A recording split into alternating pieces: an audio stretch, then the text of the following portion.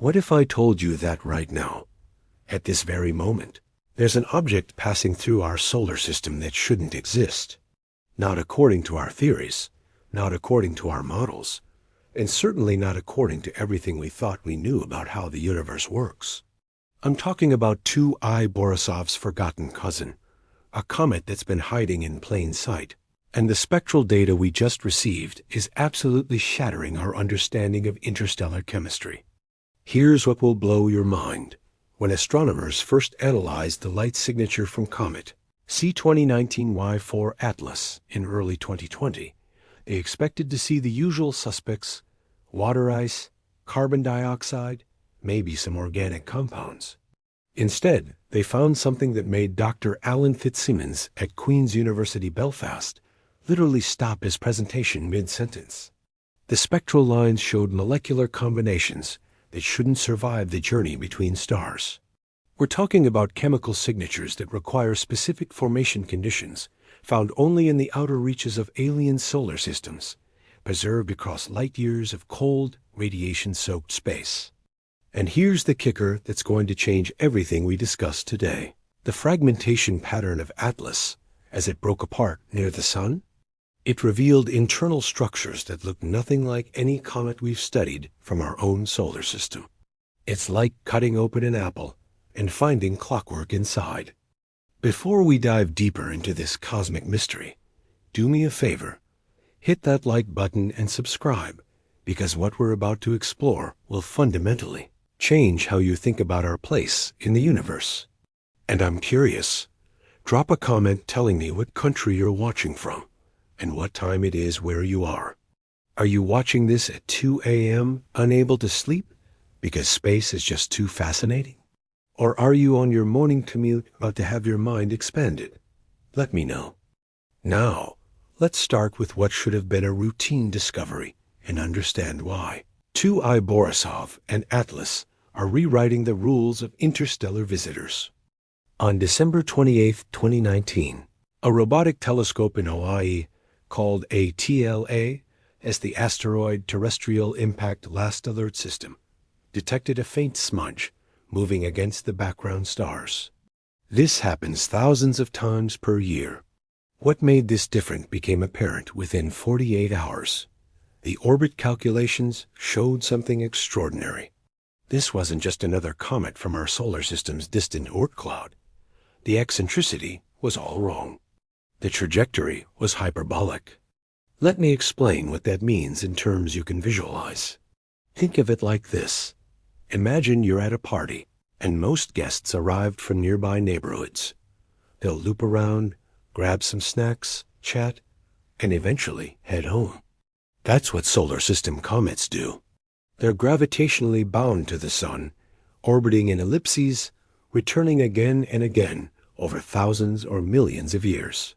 But now imagine someone walks into your party who drove straight from another country, is going to cross through your living room, grab one chip, and drive straight out, never to return. That's a hyperbolic orbit. That's an interstellar visitor. 2I Borisov, discovered just 4 months earlier in August 2019 by Crimean amateur astronomer Gennady Borisov, was only the second confirmed interstellar object ever detected, after the infamous Oumuamua in 2017. But here's what made Atlas special. Unlike Oumuamua's bizarre cigar shape and lack of visible outgassing, Atlas looked like a comet should look. It had a coma, that fuzzy cloud of gas and dust. It had a tail. It behaved, at first glance, exactly like comets from our own solar system. That comfortable familiarity? It was about to be shattered. Dr. Fitzsimmons, who led one of the initial spectroscopic studies, started noticing something odd in December 2019. When you split the light from a comet using a spectrograph, essentially a sophisticated prism, you get a barcode of dark lines and bright lines. Each chemical element and molecule absorbs or emits light at specific wavelengths, creating a unique signature. It's like a fingerprint, but for chemistry. Hydrogen absorbs light at 656 nanometers. Oxygen has its own patterns. Carbon dioxide, water, methane, they all leave distinct marks. The initial readings from Atlas showed strong signatures of cyanide gas, specifically the CN radical. This wasn't surprising. Cyanide is common in comets, despite its deadly reputation on Earth. What was surprising was the ratio. The CN production rate was extraordinarily high compared to the dust production. Normally, these maintain a relatively consistent balance because they're released from the same icy material sublimating off the comet's nucleus. But Atlas was producing cyanide like it was its primary mission in life. Then came February 2020, and the comet started getting weird. Really weird. Professional observatories around the world trained their instruments on Atlas as it approached the sun. The comet was brightening rapidly. Too rapidly. Between February 22nd and March 17th, it brightened by magnitude 4.5. For those unfamiliar with astronomical magnitude scales, that's about 63 times brighter in less than a month. Comets can have outbursts, sure, but this was sustained and accelerating. Dr. Kwanzi Thi at the University of Maryland noticed something else. The coma was changing shape. Not gradually, but in distinct, almost geometric patterns. It was as if the nucleus wasn't just heating up uniformly, but had specific active regions that were firing off in sequence. Here's where it gets mind-blowing. On March 24th, amateur astronomer José de Quiros in Brazil captured images showing Atlas had fragmented. The nucleus had split into at least 4 distinct pieces. Within days, each of those pieces had fragmented further. By early April, the comet that was supposed to become one of the brightest of 2020, potentially visible to the naked eye, had disintegrated into dozens of tiny fragments, each on their own trajectory around the sun. Comets fragment. We've seen it before. Comet Shoemaker-Levy 9 famously broke into over 20 pieces before slamming into Jupiter in 1994. Comet LINEAR fragmented in 2000. But those fragmentations made sense within our models. They occurred at predictable distances from the sun, where thermal stress overcomes structural integrity. They followed patterns consistent with comets, composed of the materials we expect from our solar system's formation. Atlas didn't follow the script.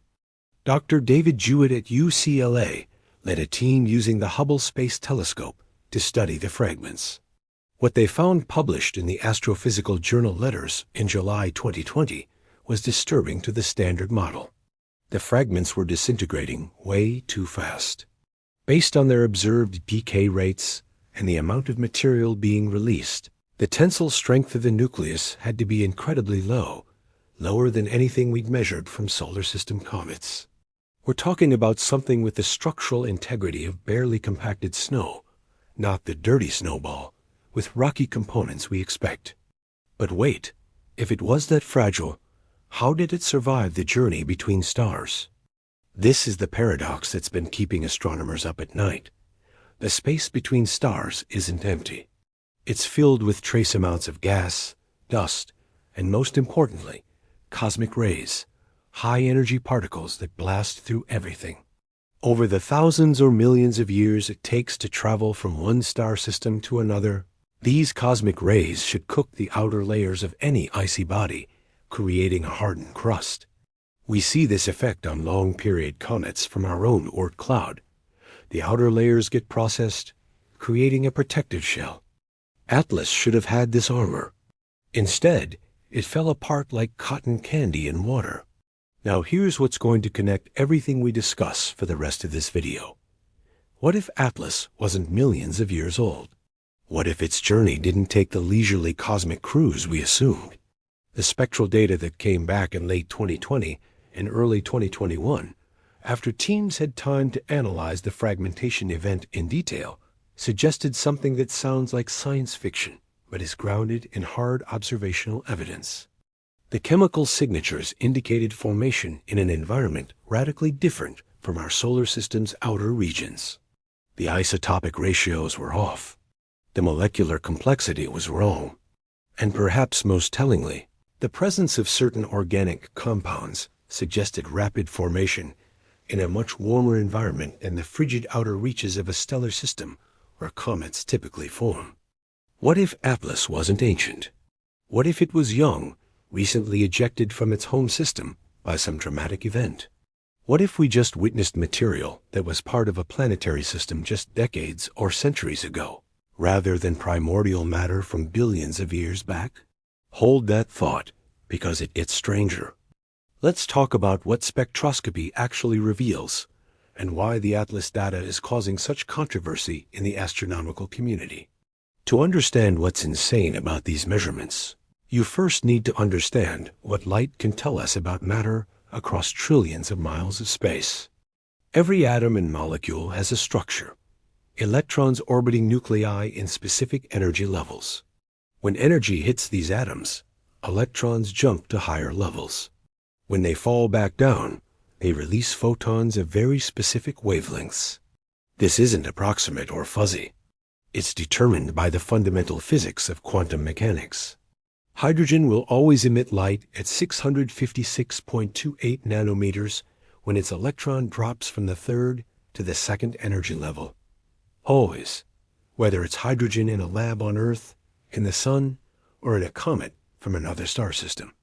This means when we split light into its component wavelengths, we can read the chemical composition of distant objects with incredible precision.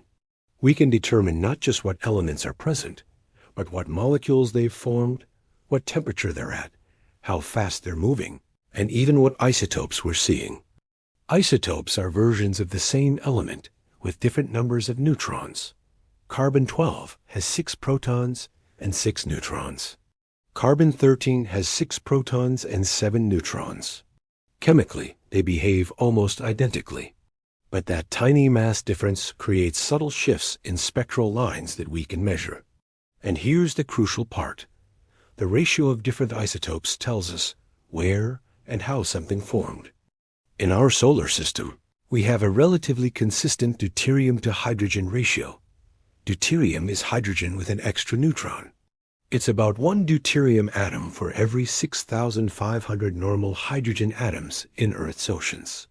Comets from our solar system show variations, but they cluster around predictable values based on where they formed.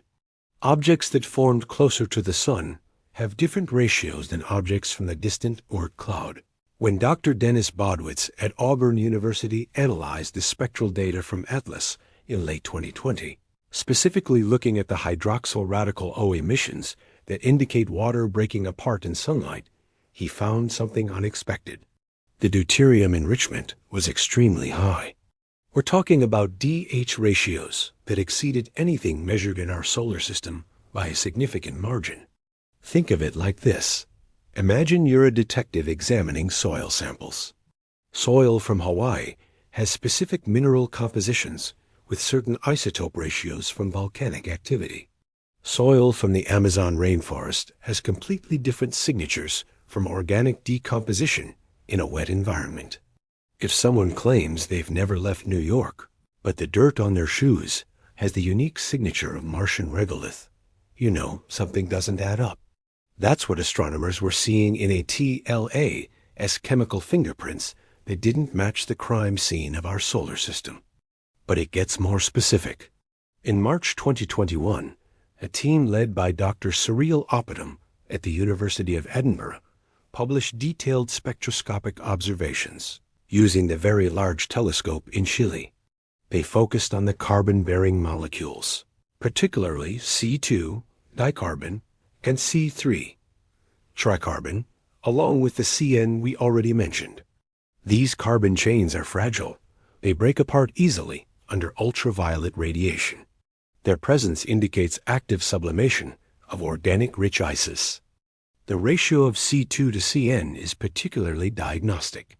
In typical comets from our solar system, this ratio falls into a relatively narrow range based on the chemical processing that occurred during the solar system's formation 4.6 billion years ago.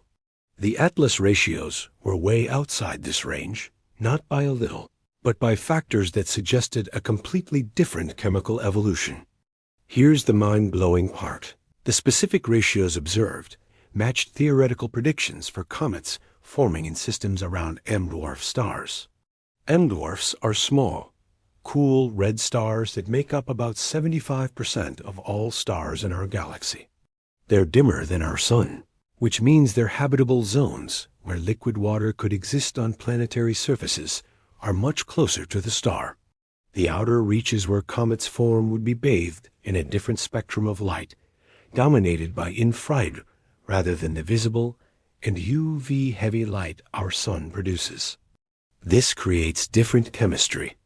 Molecules form and break apart at different rates under different wavelengths of light.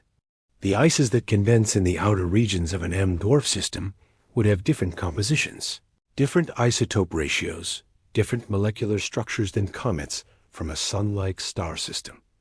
Atlas looked like it came from an M-dwarf system, an alien solar system orbiting a red dwarf star, possibly dozens or hundreds of light years away.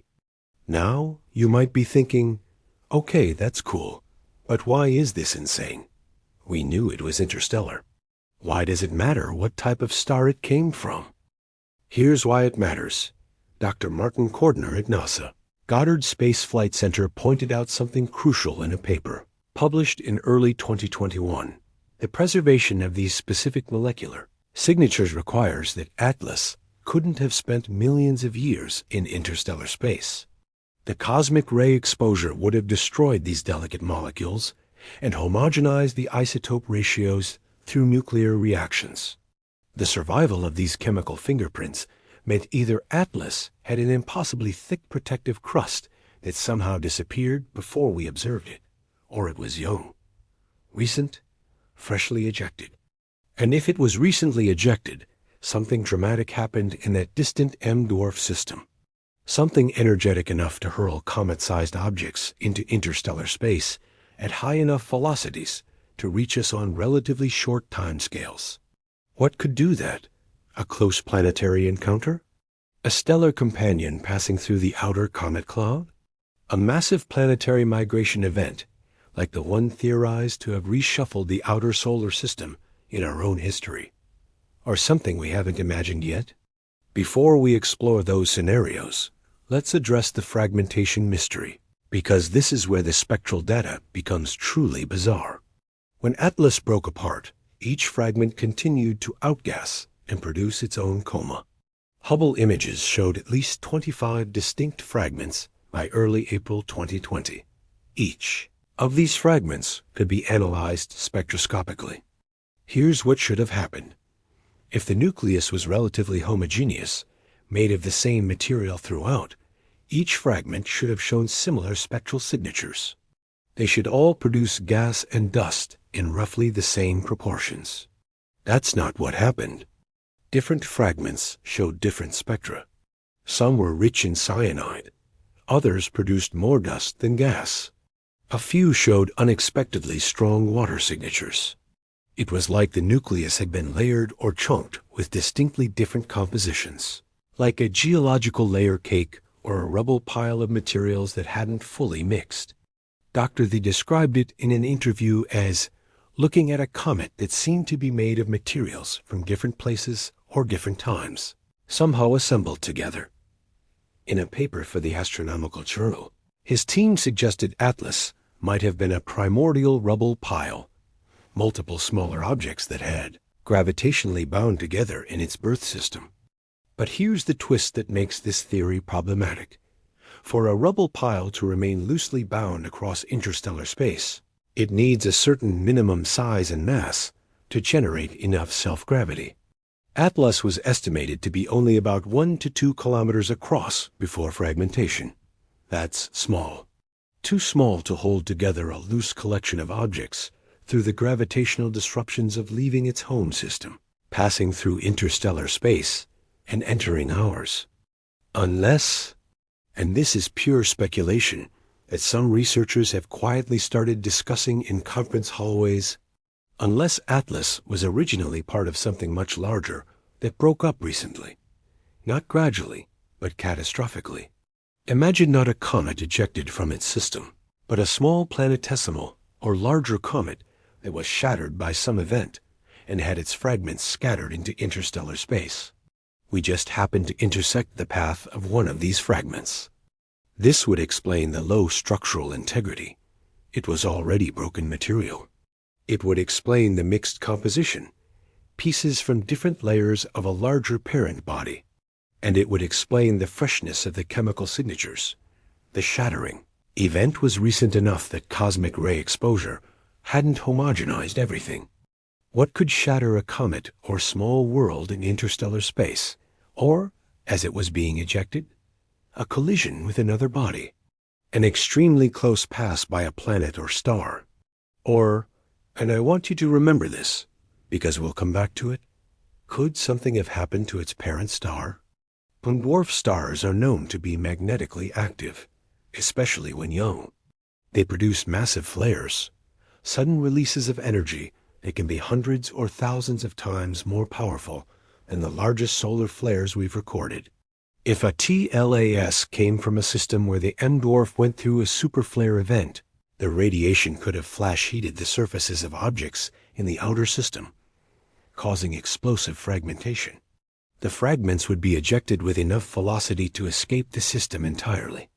This is speculative, but it matches the data. And in November 2021, Dr. Amir Siraj at Harvard published a theoretical paper exploring this exact scenario.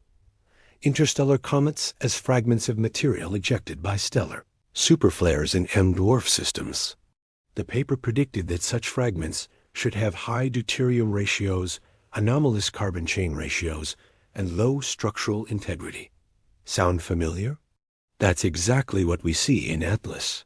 Now here's the question that should be forming in your mind. If we're seeing fragments from a catastrophic event in another star system, and if that event was recent enough for the chemical signatures to survive ... how far away was that system? And how fast was Atlas traveling? The orbital calculations show Atlas approached our solar system at about 38 kilometers per second relative to the Sun. That's fast, over 85,000 miles per hour. But in astronomical terms, it's not exceptionally fast. This suggests Atlas came from somewhere relatively nearby in galactic terms. Dr. Maria Womack at the University of South Florida ran simulations tracing a TLAS's trajectory backward. Within uncertainties, it could have originated from systems within a few hundred light years. That's our galactic neighborhood. There are thousands of stars within that radius. If we assume it's been traveling for just 10,000 years, a geological instant, it would have traveled less than half a light year. If 100,000 years, about 3.8 light years. Only a handful of stars are that close to us. The closest M dwarf to our Sun is Proxima Centauri at 4.24 light years. It's known to have at least 2 planets and is known for violent flare activity. Could Atlas have come from there? The trajectory doesn't match perfectly. But remember, gravitational interactions with planets and the Sun deflect incoming objects. Tracing the precise origin is fiendishly difficult. But the possibility that we intercepted a fragment of material from our nearest stellar neighbor, material that was potentially part of a planetary system that's now being torn apart by stellar violence, is absolutely staggering. And if that's true, if we're seeing destruction of planetary systems around nearby stars, then the spectral data from Atlas isn't just interesting astronomy. It's a front-row seat to cosmic catastrophe. Let's talk about what these spectral signatures tell us about the conditions in alien solar systems, because this is where it gets really mind-bending. The specific molecules and isotopes we detect aren't just random chemical noise. They're historical records, encoded in atomic structures, carrying information about temperature, pressure, radiation environments, and chemical pathways across light years and potentially thousands of years of travel time. The high deuterium to hydrogen ratio I mentioned earlier? That's particularly significant. On Earth, water has about 156 parts per million of deuterium. In comets from our solar system, we typically see 200 to 400 ppm, with some extreme cases up to 500 ppm. This variation tells us about where the water formed, closer to the protosun or farther out, where temperatures were lower and deuterium-enriched materials were more common. Atlas showed deuterium enrichment exceeding 600 ppm in the initial measurements, with some spectral lines suggesting even higher values. This is consistent with formation in an extremely cold environment, colder than even the outer reaches of our solar system during formation. M-dwarf systems, being less luminous, have their snow lines, the distance where water ice can condense, much closer to the star. But their outer regions, where comets aggregate, can be extraordinarily cold. We're talking temperatures just a few dozen degrees above absolute zero. At these temperatures, chemistry slows to a crawl, but quantum effects become important. Deuterium's extra mass makes deuterated molecules slightly more stable at ultra-low temperatures. Over time, this leads to preferential incorporation of deuterium into ices. The high DH ratio in Atlas suggests it formed in exactly such an environment, a deep freeze region of an M-dwarf system. But then we have the carbon chemistry, and this is where it gets weird. The C2 and C3 molecules require specific formation pathways. They form when carbon-rich organic materials are broken down by ultraviolet light in a process called photodissociation. The ratios between different carbon species tell us about the UV environment during formation and during the comet's active phase in its birth system. Dr. Oppenheim's team found that the carbon chain ratios in Atlas suggested formation in a UV-poor environment, exactly what you'd expect around an M-dwarf, which produces much less UV than our Sun. But here's the paradox. The sheer abundance of these carbon chains suggested that a TLAS's parent body had been rich in complex organic materials, way more than typical comets from our solar system. Think about what this means. The building blocks of life as we know it, complex carbon-based molecules, appear to be more abundant in this interstellar visitor than in our homegrown comets. Water, carbon compounds, nitrogen-bearing molecules like cyanide that can lead to amino acids. Atlas was carrying the chemical ingredients of biology, just assembled in different ratios and isotopic compositions than we're used to.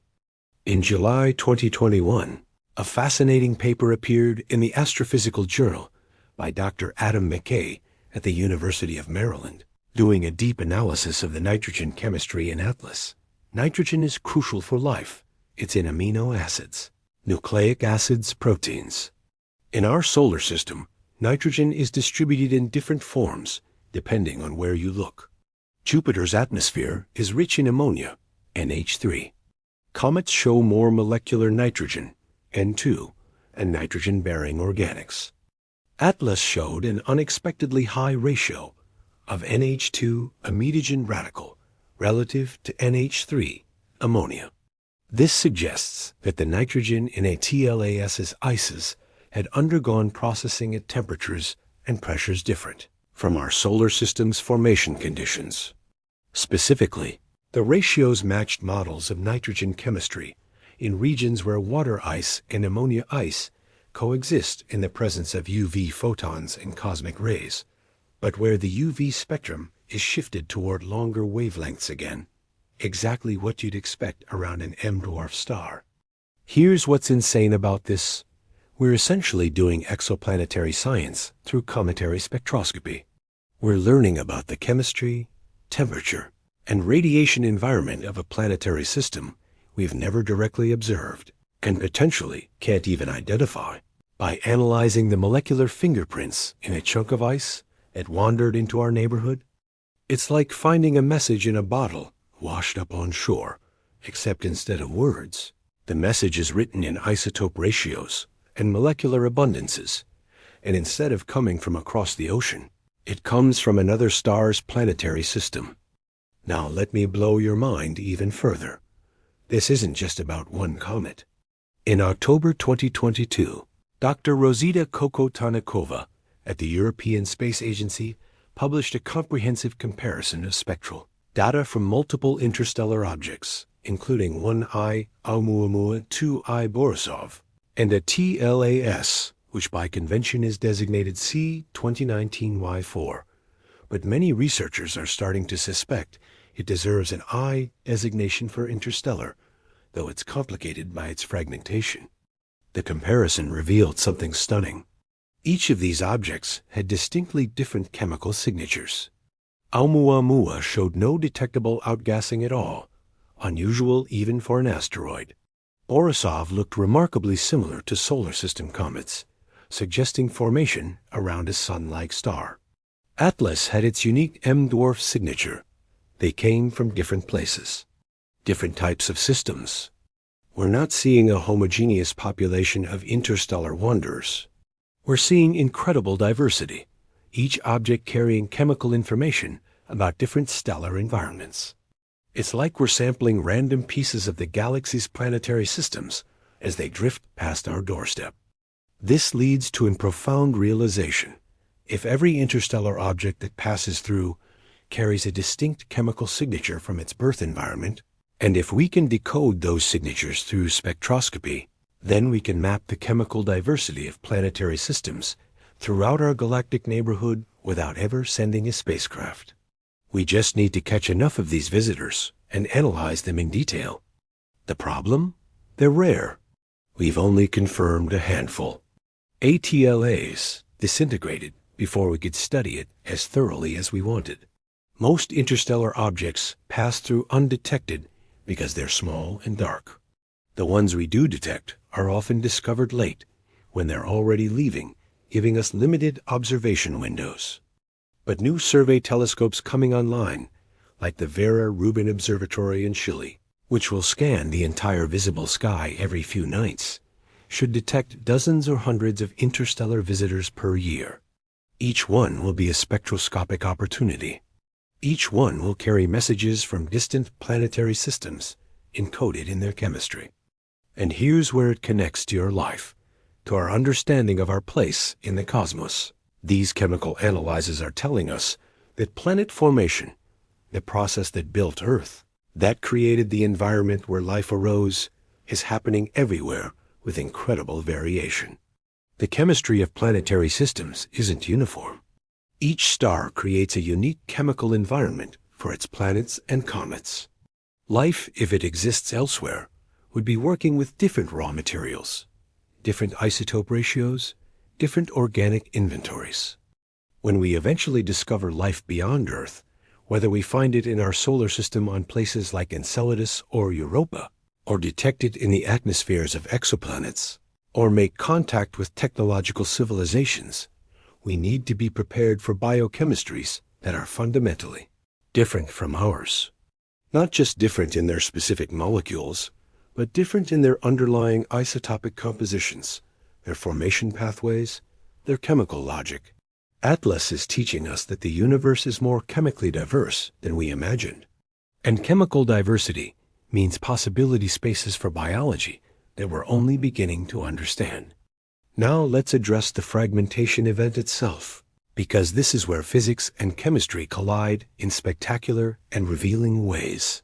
When Atlas broke apart between late March and early April 2020, it wasn't a simple split.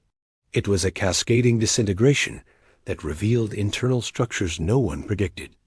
Hubble Space Telescope observations, published by Dr. Jewett's team, tracked the fragments over several weeks.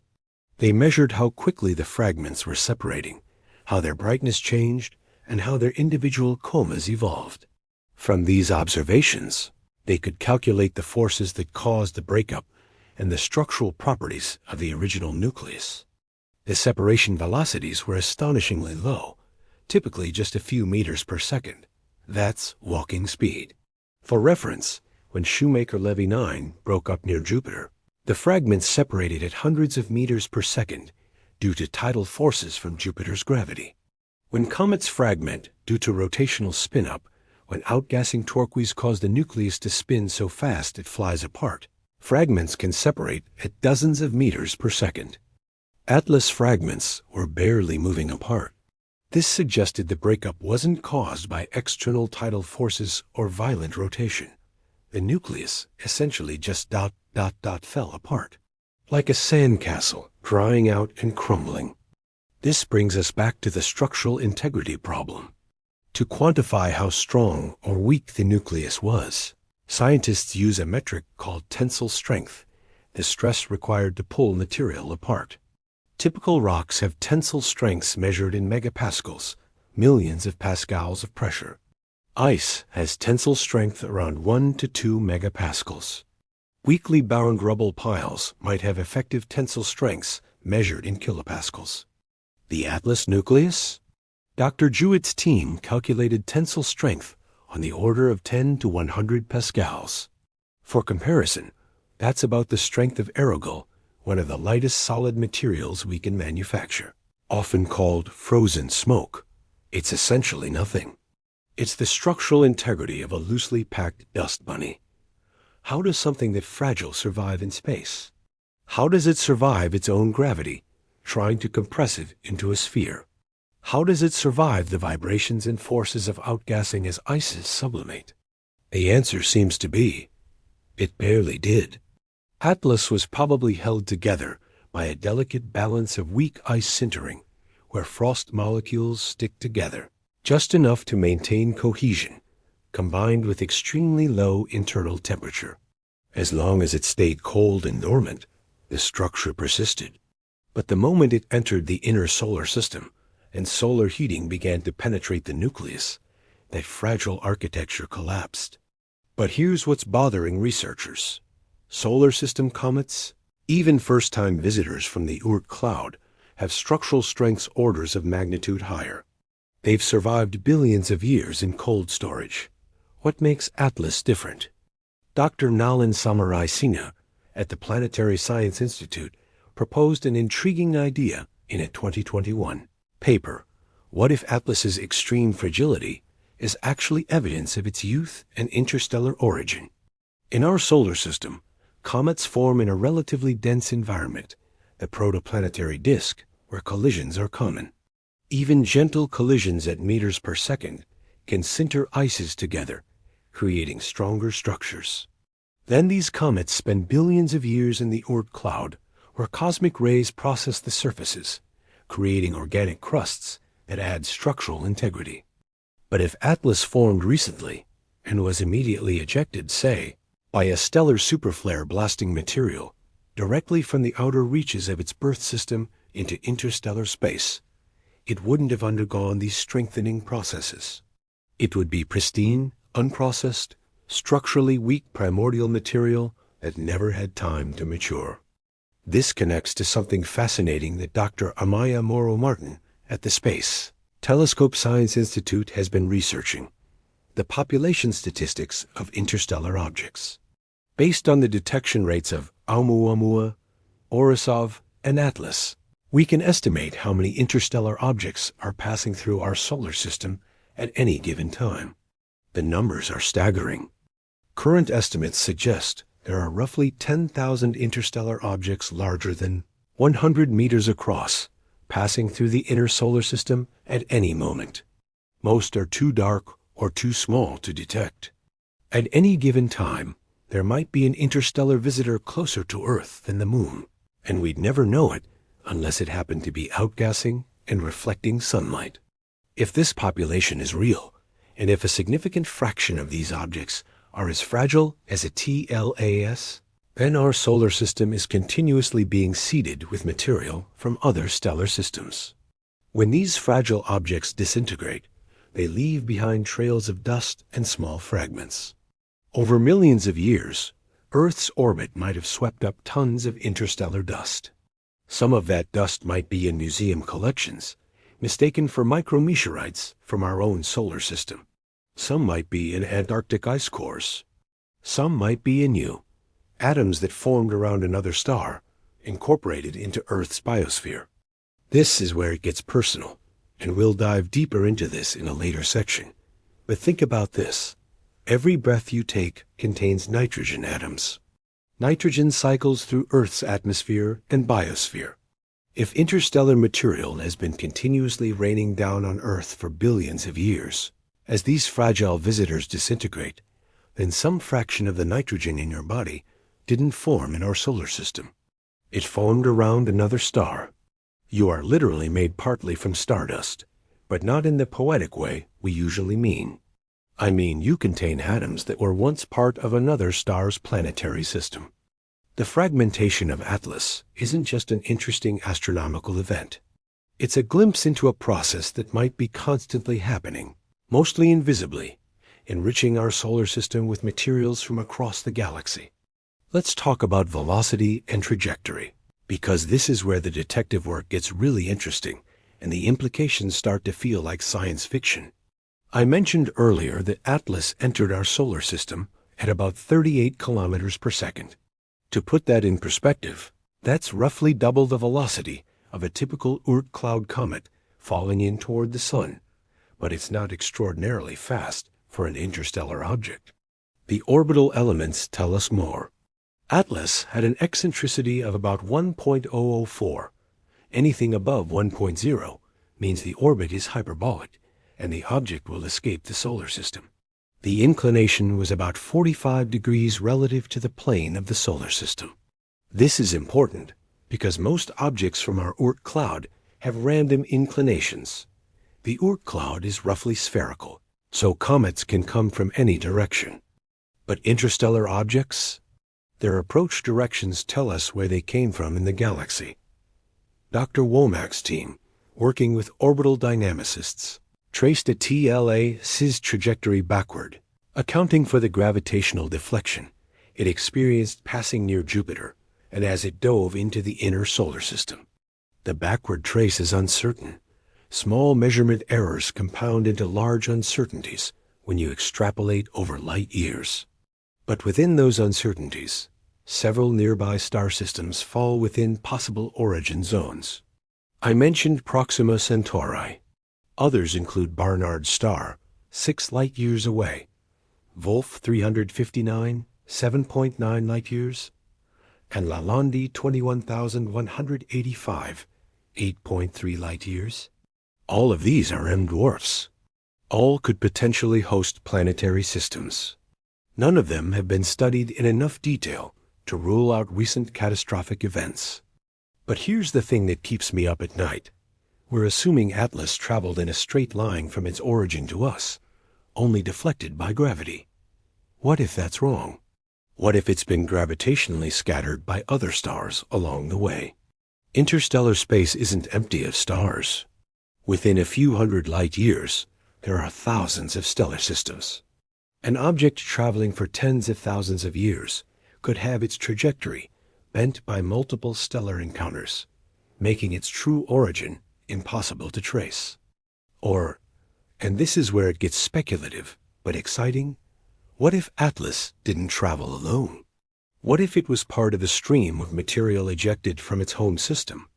When catastrophic events occur, superflares, close stellar encounters, planetary migrations, they don't eject single objects. They eject swarms, thousands or millions of fragments, each on slightly different trajectories. If a TLAS is part of a debris stream, then other fragments from the same event should be passing through our solar system on similar trajectories.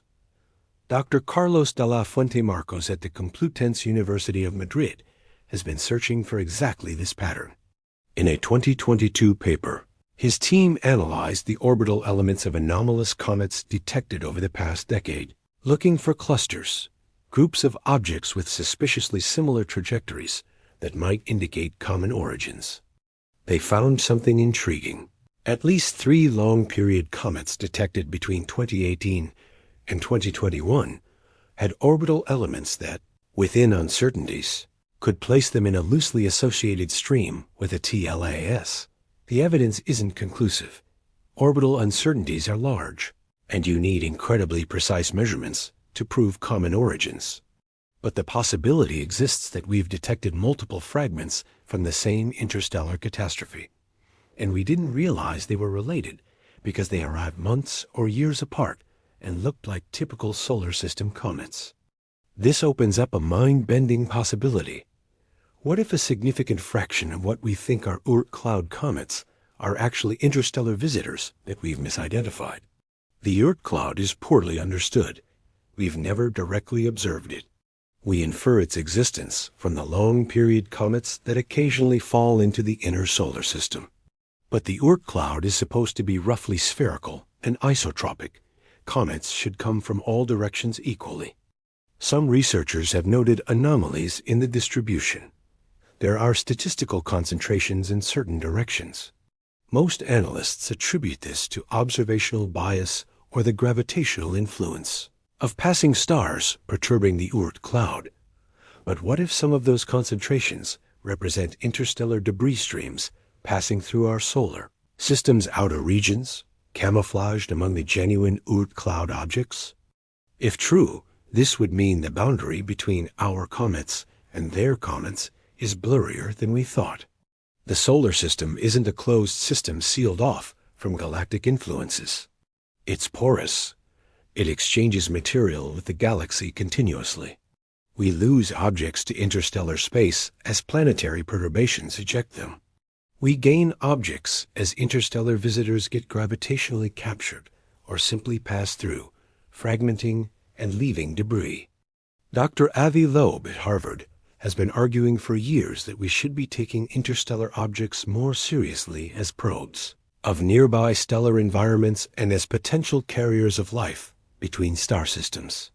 The idea of panspermia, life spreading from planet to planet or even star to star on natural debris, is old and controversial.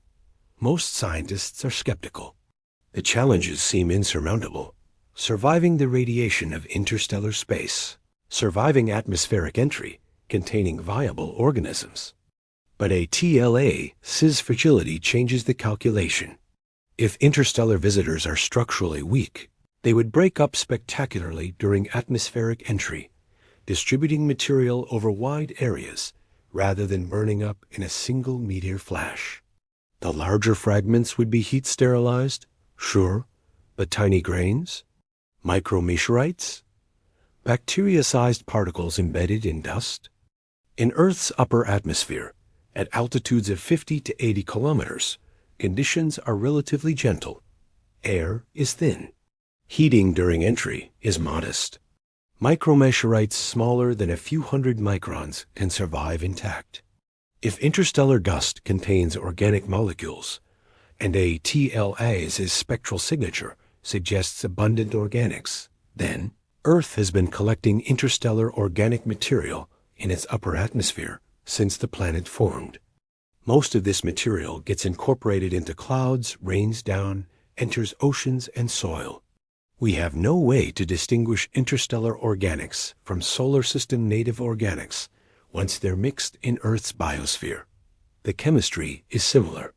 The isotope ratios might be detectable in pristine samples, but after biological processing, those signatures get scrambled. Could life on Earth have an interstellar component? Could some of the organic molecules that jump-started abiogenesis, the origin of life, have come from interstellar visitors that disintegrated in Earth's early atmosphere? We don't know. But a TLA spectroscopic signature shows that interstellar objects can deliver exactly the types of molecules, water, cyanide, carbon chains, nitrogen compounds that are considered prebiotically important. Here's what will really blow your mind. If this is happening to Earth, it's happening everywhere. Every planetary system in the galaxy is being bombarded by interstellar material from other systems. The galaxy is a giant mixing bowl, constantly exchanging material between stellar systems. Over billions of years, the average planet might accumulate millions of tons of interstellar dust and debris from hundreds of different stellar systems. This means when we think about the chemistry that leads to life, we can't just think about local conditions, the composition of the planet, its atmosphere, the radiation from its parent star. We have to think about galactic-scale chemical exchange. Life on an exoplanet orbiting an M-dwarf 50 light-years away might be working with organic molecules that originally formed around a sun-like star, delivered by interstellar comets that fragmented in that planet's atmosphere. The implications for the search for extraterrestrial life are profound. If panspermia is real, even just chemical panspermia, the exchange of organic building blocks, then life might not need to originate independently in every system. It might be a galactic phenomenon, not a planetary one. The chemistry of life could be spread across interstellar distances, seeding compatible environments wherever conditions allow. And if that's true, if the building blocks of biology are constantly traveling between stars, then the galaxy might be more biologically connected than we ever imagined. Life on Earth and life on a planet orbiting Proxima Centauri might share chemical ancestry, built from the same interstellar organic molecules, just assembled in different environments. Atlas might have been carrying the chemical seeds of life from another star system. When it disintegrated, it scattered those molecules across the inner solar system. Some of that dust will eventually be swept up by Earth. Atoms that formed around an alien sun will end up in our oceans, our atmosphere, possibly incorporated into living organisms. You are part of a galaxy-wide chemical ecosystem. That's not poetry. That's what the spectral data from interstellar visitors is telling us. Now, I want to zoom out and talk about what the population statistics and detection rates are revealing about the galaxy's architecture and dynamics.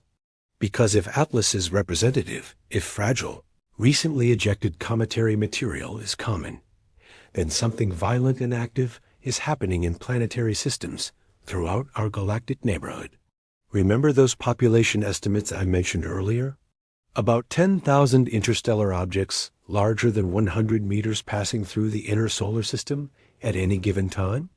Let's do some math that will make your head spin. The inner solar system, the region inside, Jupiter's orbit, has a cross-sectional area of about 20 square astronomical units. An astronomical unit is the distance from Earth to the Sun, about 150 million kilometers. The objects are moving at tens of kilometers per second. Based on these numbers, Dr. Mauro Martin calculated that roughly one interstellar object larger than 100 meters crosses Earth's orbit every year. We just don't detect them because most are dark, inactive, and we're only monitoring a fraction of the sky at any given time. But here's where it gets interesting. If you extrapolate these numbers galactically, if you assume every star system is experiencing similar bombardment rates, then the total number of interstellar objects in transit through the Milky Way at any moment is approximately 1,025.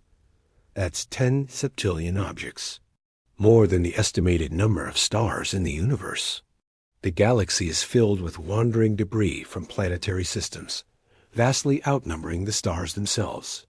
Where is all this material coming from?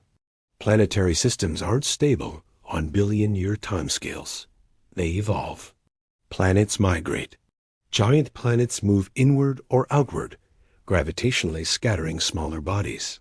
Some of those small bodies, comets, asteroids, planetesimals, get ejected into interstellar space at velocities high enough to escape the star's gravity. Simulations by Dr. Alan Stern at the Southwest Research Institute suggest that for every star with a planetary system, approximately one Earth mass of material gets ejected into interstellar space over the system's lifetime. That's a staggering amount.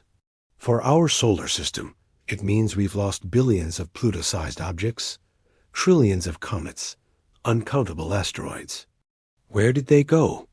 They're out there, drifting through the galaxy. Some will eventually fall into other star systems. Some will wander the galactic void for billions of years. Some will be gravitationally perturbed by passing stars, changing their trajectories. A tiny fraction will, by chance, pass through systems like ours, where intelligent beings have developed telescopes and spectrographs to study them. Now here's the profound part. This exchange mechanism means planetary systems aren't isolated. They're part of a galactic-scale dynamical ecosystem. Material ejected from our solar system will, over millions of years, end up in other systems. Material from other systems ends up here. Over the galaxy's 13 billion-year history, this mixing has redistributed material across thousands of light years. Dr. Edward Bell Bruno at Princeton has studied the dynamics of this process. His papers suggest that certain regions of the galaxy, specifically spiral arms, where stellar density is higher, experience enhanced rates of exchange. Stars passing through spiral arms encounter more stellar neighbors, more gravitational perturbations, more ejection events. The spiral arms are mixing zones, stirring the galactic pot. Our solar system is currently in the Orion Spur, a minor spiral arm between the Sagittarius and Perseus arms. We're in a relatively quiet neighborhood, but we haven't always been here. Stars orbit the galactic center, but they don't maintain fixed positions in the spiral structure. Over the past 4.6 billion years, our solar system has passed through multiple spiral arms, experiencing periods of enhanced interstellar bombardment. Some researchers have speculated that these passages might correlate with mass extinctions on Earth. When you're passing through a spiral arm, the rate of cometary encounters increases. More long-period comets get perturbed from the Oort cloud. More interstellar visitors pass through. The probability of a major impact goes up. The data is controversial, and the statistical evidence is weak, but it's a testable hypothesis.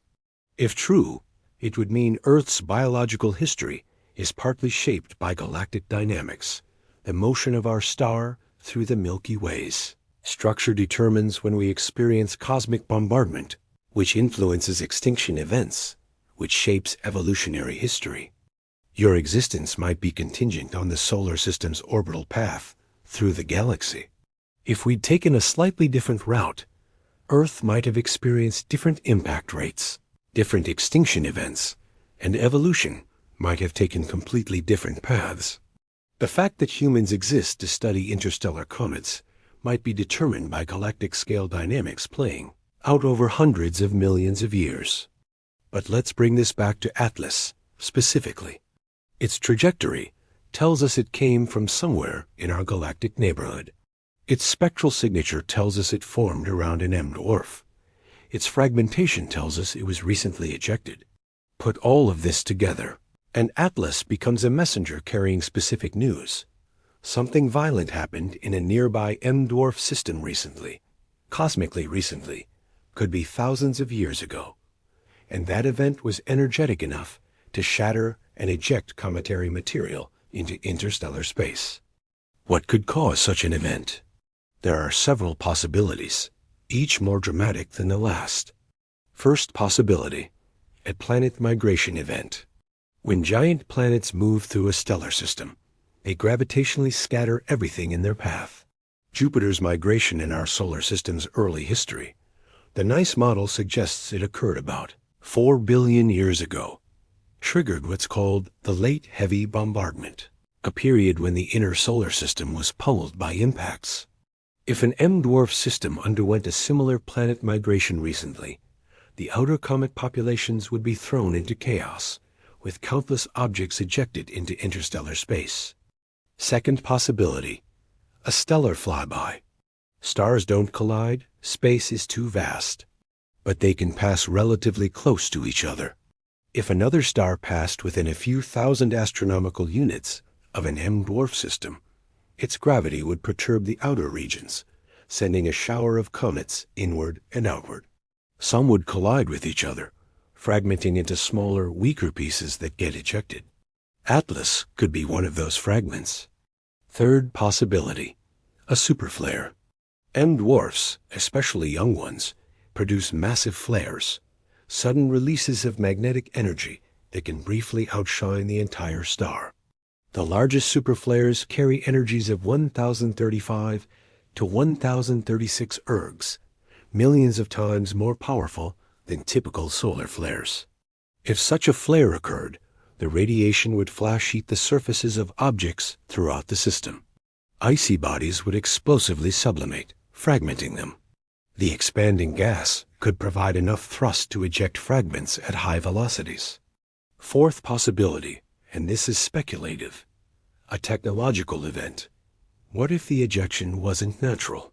What if an advanced civilization in an M dwarf system is deliberately ejecting material, waste products, from resource extraction, terraforming debris, failed engineering projects. I'm not seriously arguing Atlas is alien garbage, but the point is we should keep our minds open to non-natural explanations when natural explanations start to strain credibility. Which of these scenarios is most likely? We don't know. We need more data. We need to detect more interstellar visitors, study their spectral signatures, trace their trajectories, and look for patterns. Are they clustered in certain directions? Do they come in waves suggesting discrete ejection events? Do they show evidence of common origins? The Vera Rubin Observatory, scheduled for full operation in 2025, will be transformative. It will detect hundreds of interstellar objects per year.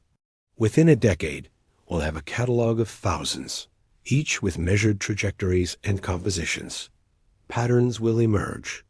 We'll start to map the catastrophic events occurring in nearby stellar systems based on the debris they eject into our region of space. We're essentially doing forensic astronomy, examining evidence from crime scenes light years away, reconstructing events we'll never directly witness, learning about stellar and planetary dynamics through their aftermath. And here's the thing. We're the first generation in human history capable of doing this. Our ancestors saw comets as omens and portents. Our recent ancestors understood comets as solar system natives, visitors from the distant Oort cloud. We're the first generation to detect visitors from other star systems and decode the messages encoded in their spectral signatures. Atlas isn't just a comet. It's a time capsule from an alien world, a message from a planetary system we may never visit, but can study through the chemistry preserved in its ices. Every spectral line is a piece of information. Every isotope ratio is a clue. Every molecular signature is a window into conditions light years away. The universe is talking to us.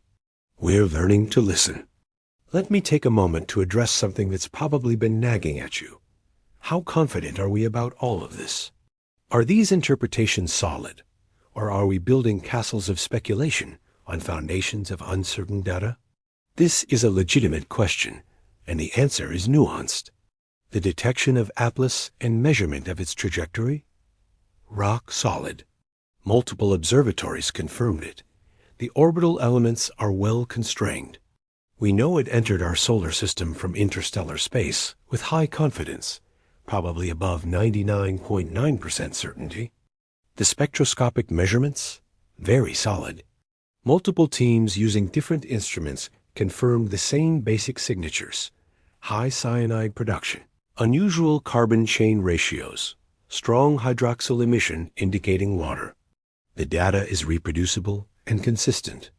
Confidence level, probably 95% plus. The interpretation of those spectral signatures as indicating formation around an M-dwarf star? This is where uncertainty creeps in. The isotope ratios and molecular abundances are consistent with M-dwarf formation scenarios, but they're not uniquely diagnostic. You could potentially generate similar signatures in other environments. Maybe the outer regions of a particularly cold debris disk around a sun-like star, or in an unusual region of a protoplanetary disk with atypical chemistry. Confidence level, maybe 70 to 80%. The recent ejection hypothesis based on the survival of delicate molecular signatures? More uncertain still.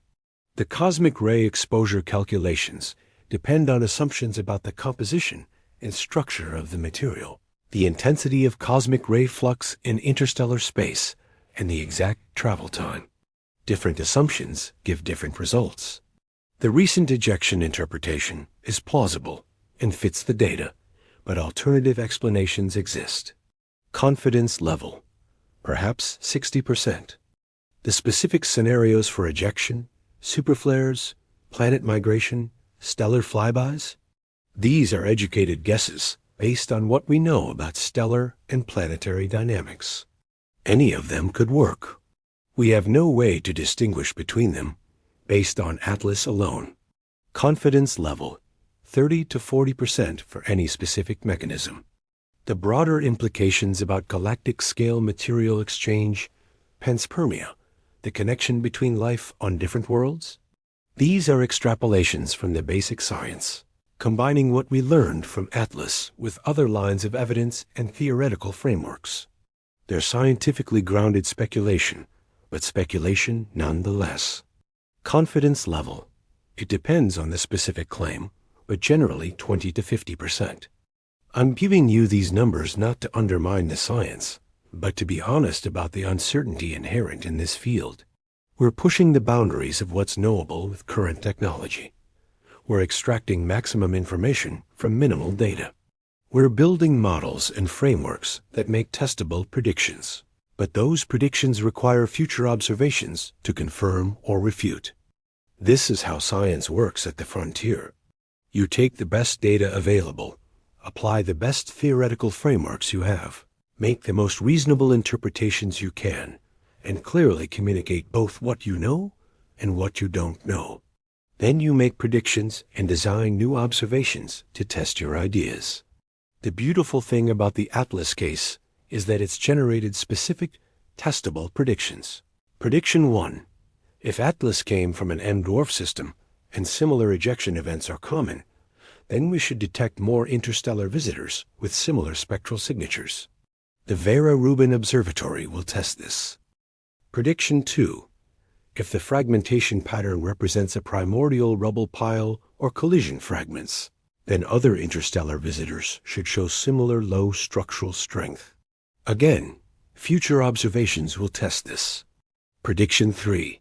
If M-dwarf superflares are responsible for ejecting material, then we should observe correlations between stellar flare rates and the abundance of interstellar objects.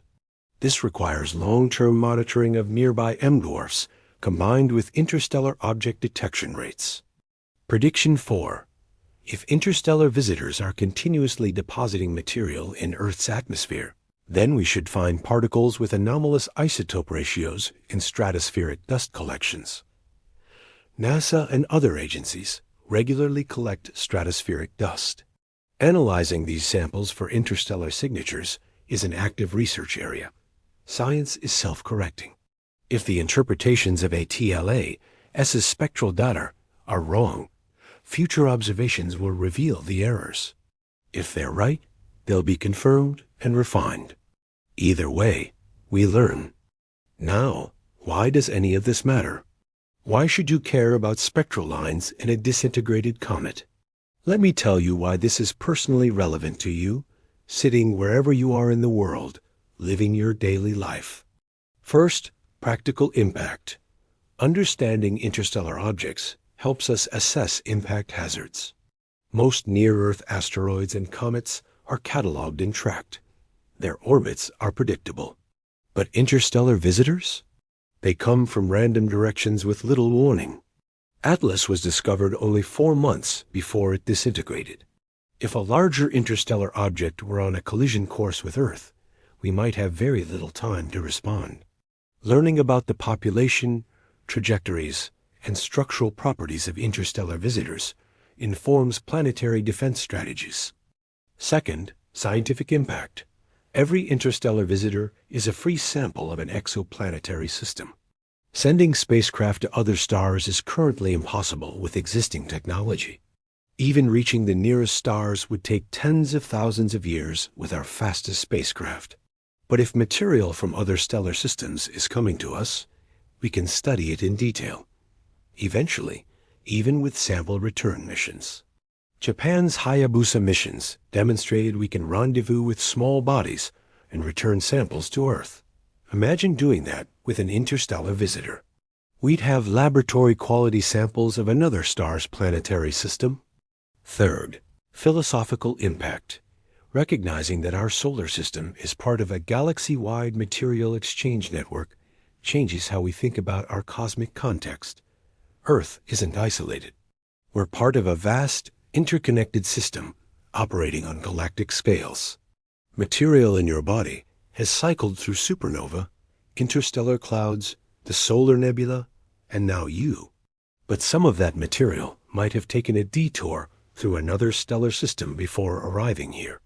You are connected to the galaxy in direct material ways. Fourth, the search for life. If panspermia is real, if organic chemistry is being exchanged between stellar systems, then the search for life needs to account for this. When we analyze the atmosphere of an exoplanet looking for biosignatures, we need to consider that its chemistry might include contributions from interstellar visitors. When we think about how life might spread through the galaxy, natural exchange via cometary debris might be as important as intentional spreading by technological civilizations. And finally, perspective. Studying Atlas reminds us of our cosmic context. We're on a planet orbiting a star in a galaxy filled with hundreds of billions of other stars, most with their own planetary systems. Those systems are dynamic, evolving, sometimes catastrophically disrupting and ejecting material. That material wanders through space, occasionally intersecting with other systems, creating connections across light years and eons. We're witnessing the galaxy in motion, constantly changing, mixing, exchanging material, and possibly life itself. When you look up at the night sky, you're not seeing a static tableau. You're seeing a snapshot of a dynamic system in constant flux. Stars are forming, evolving, dying. Planets are being born, migrating, ejected. Comets are crossing the voids between stars. Some of them are passing through our solar system right now, invisible to the naked eye but detectable with our instruments, carrying chemical stories from distant worlds. Atlas told us one of those stories. Its spectral signature was a message written in isotope ratios and molecular abundances. A message that said, "I came from a cold, dark world orbiting a small red star. Something violent happened. I was broken and cast into the void. I traveled for thousands of years through emptiness and radiation. I arrived in your solar system, briefly shone in your sun's light, and then fell apart, scattering dust that will drift for millions of years more." That message is profound. It connects us to events in stellar systems we'll never see. It reminds us that the universe is vast, but not empty, distant, but not disconnected. Let's dive deeper into the specific molecules that were detected in a TLAS's coma, because the organic chemistry is where things get truly fascinating and relevant to understanding life's potential universality. I mentioned cyanide, water, and carbon chains, but the actual inventory is more complex and revealing. Cyanide, specifically the CN radical, was detected in abundance. Now, cyanide has a bad reputation because hydrogen cyanide, HCN, is extremely toxic to humans. But in prebiotic chemistry, cyanide is essential. It's a precursor to amino acids through the Strecker synthesis. It's involved in nucleotide formation. The Miller-Urey experiment, which famously created amino acids from simple chemicals and conditions simulating early Earth, required cyanide compounds. The high CN production rate in Atlas suggests that its parent body was rich in cyanide-bearing ices. This is consistent with formation in a cold, carbon-rich environment, exactly what theoretical models predict for the outer regions of protoplanetary disks, especially around cooler stars. Water was detected through hydroxyl, O emission. When water molecules in the coma are broken apart by solar UV light, a process called photodissociation, they create hydroxyl radicals that emit at specific wavelengths. By measuring these emissions, astronomers can calculate how much water is being released. Atlas was producing water at rates comparable to solar system comets of similar size, suggesting its ice content was substantial. The deuterium enrichment in that water, that's encoded in the spectral lines. Deuterated water, HDO, and normal water, H2O, have slightly different molecular weights, which causes their rotational transitions, the quantum mechanical spinning of the molecule, to occur at slightly different wavelengths. By comparing the strength of HDO lines to H2O lines, you can calculate the DH ratio. It's incredibly precise spectroscopy, but it works. Carbon chains, C2 and C3, are formed from the breakdown of larger organic molecules. They're transient species, highly reactive, but their presence tells you that complex carbon chemistry is happening.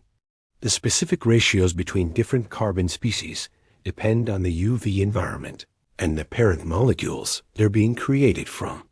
In Atlas, the C2CN ratio was unusually high.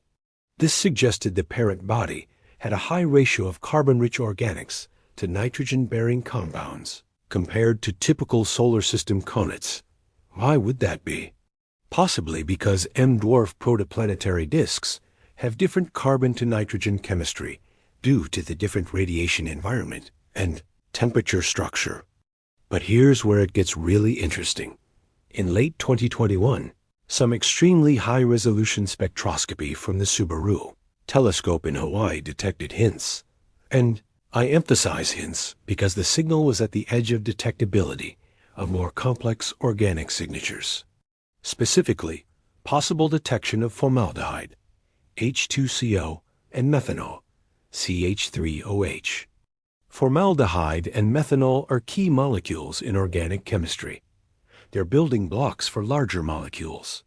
They form on icy grain surfaces in space when atoms encounter each other and react. The presence of these molecules suggests that a TLAS's parent body hosted ice grain surface chemistry, probably over extended periods before the ejection event. Think about what this means. On the surface of ice grains of a comet orbiting an alien star, in the cold darkness of that system's outer reaches, atoms were encountering each other, sticking, reacting, building molecules. Carbon monoxide landing on a grain, picking up hydrogen atoms, becoming formaldehyde, then methanol.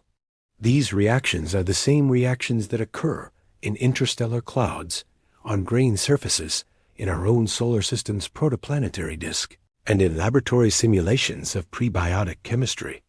The chemistry of life's building blocks is universal. It doesn't require Earth. It doesn't require our specific conditions. It happens wherever you have the right elements, cold surfaces for reactions to occur, and time. M-dwarf systems have all of these. So do systems around sun-like stars, around giant stars, in interstellar clouds, possibly even in the atmospheres of certain planets. This is one of the most profound discoveries of modern astronomy. Organic chemistry is ubiquitous. Everywhere we look in detail, comets, asteroids, interstellar clouds, protoplanetary disks, exoplanet atmospheres, we find organic molecules. Not simple stuff, but complex compounds including amino acids, nucleobases, sugars, lipid precursors. In 2020, astronomers detected phosphine, pH3, in the atmosphere of Venus. Phosphine is produced by biological processes on Earth, though it can also be made by certain abiotic chemistry. The detection was controversial and remains debated, but it sparked intense discussion because phosphorus-bearing molecules are essential for life. Atlas didn't show phosphorus signatures, but that's not surprising. Phosphorus is relatively rare, and its compounds are harder to detect spectroscopically. The point is, we're building a picture of a universe rich in the chemical building blocks needed for biology. Now let's connect this to a bigger question. Is life common or rare? This is the Drake equation territory, estimating the probability of life and intelligence in the galaxy. One factor in that equation is the fraction of suitable planets where life actually arises. If organic chemistry had to be built from scratch on every planet, if the pathway from simple molecules to self-replicating systems were incredibly improbable, then life might be extraordinarily rare even on planets with perfect conditions.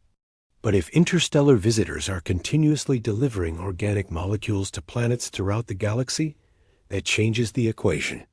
Every planet is being seeded with prebiotic chemistry from external sources in addition to whatever forms locally.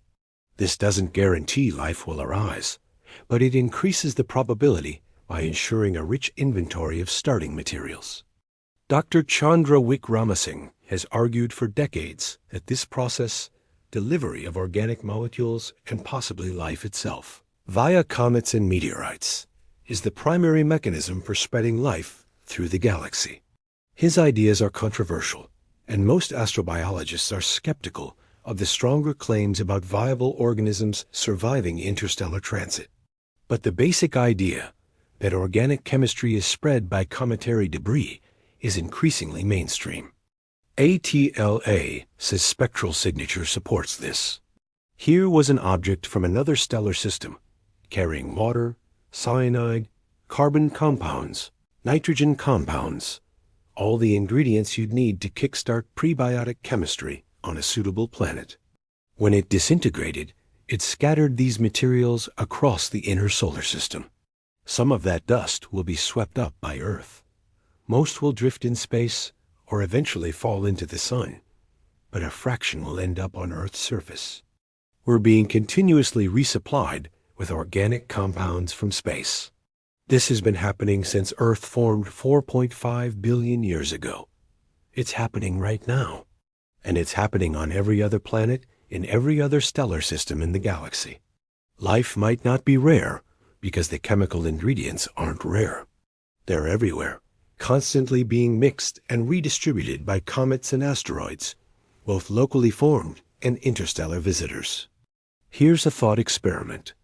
Imagine you're a molecule of cyanide. You formed in a cold molecular cloud as carbon and nitrogen atoms encountered each other on an icy grain surface. The cloud collapsed to form an M-dwarf star and its protoplanetary disk. You were incorporated into a comet in the outer reaches of that system. For a few million years, you sat frozen in ice, occasionally hit by cosmic rays, but otherwise unchanging. Then something dramatic happened, maybe a planet migration event. You and billions of tons of other cometary material were scattered. Most fell into the star or into planets. Some escaped entirely, ejected into interstellar space. You were in that group. For thousands of years, you drifted through the cold, dark space between stars, part of a fragmented comet nucleus barely holding itself together. Eventually, by chance, your comet entered another stellar system, ours. Solar heating began sublimating the ices. You were released into the coma, surrounded by other molecules. Solar UV light hit you, breaking your chemical bond. The freed nitrogen and carbon atoms drifted away, maybe getting ionized by more UV light, maybe recombining with other atoms, maybe just drifting as isolated atoms. Your comet fell apart completely, fragmenting into dozens of pieces. The piece containing what used to be you vaporized entirely. The carbon atom that was part of you is now adrift in the solar system. Maybe it ends up in a dust grain that eventually falls to Earth. Maybe it gets incorporated into Earth's atmosphere. Maybe, just maybe, it ends up in a molecule inside a living cell. That's not fantasy. That's the actual history of some of the atoms in your body. We know atoms cycle through the universe. We know Earth is constantly accreting space dust. We know interstellar visitors exist and disintegrate. The logical conclusion is unavoidable. You contain atoms that have traveled between stellar systems. You are made of stardust in a literal, direct sense. Not just atoms forged in stellar cores billions of years ago, but atoms that have potentially toured the galaxy, visited other stellar systems, and eventually ended up here, incorporated into a being capable of contemplating its own cosmic origins.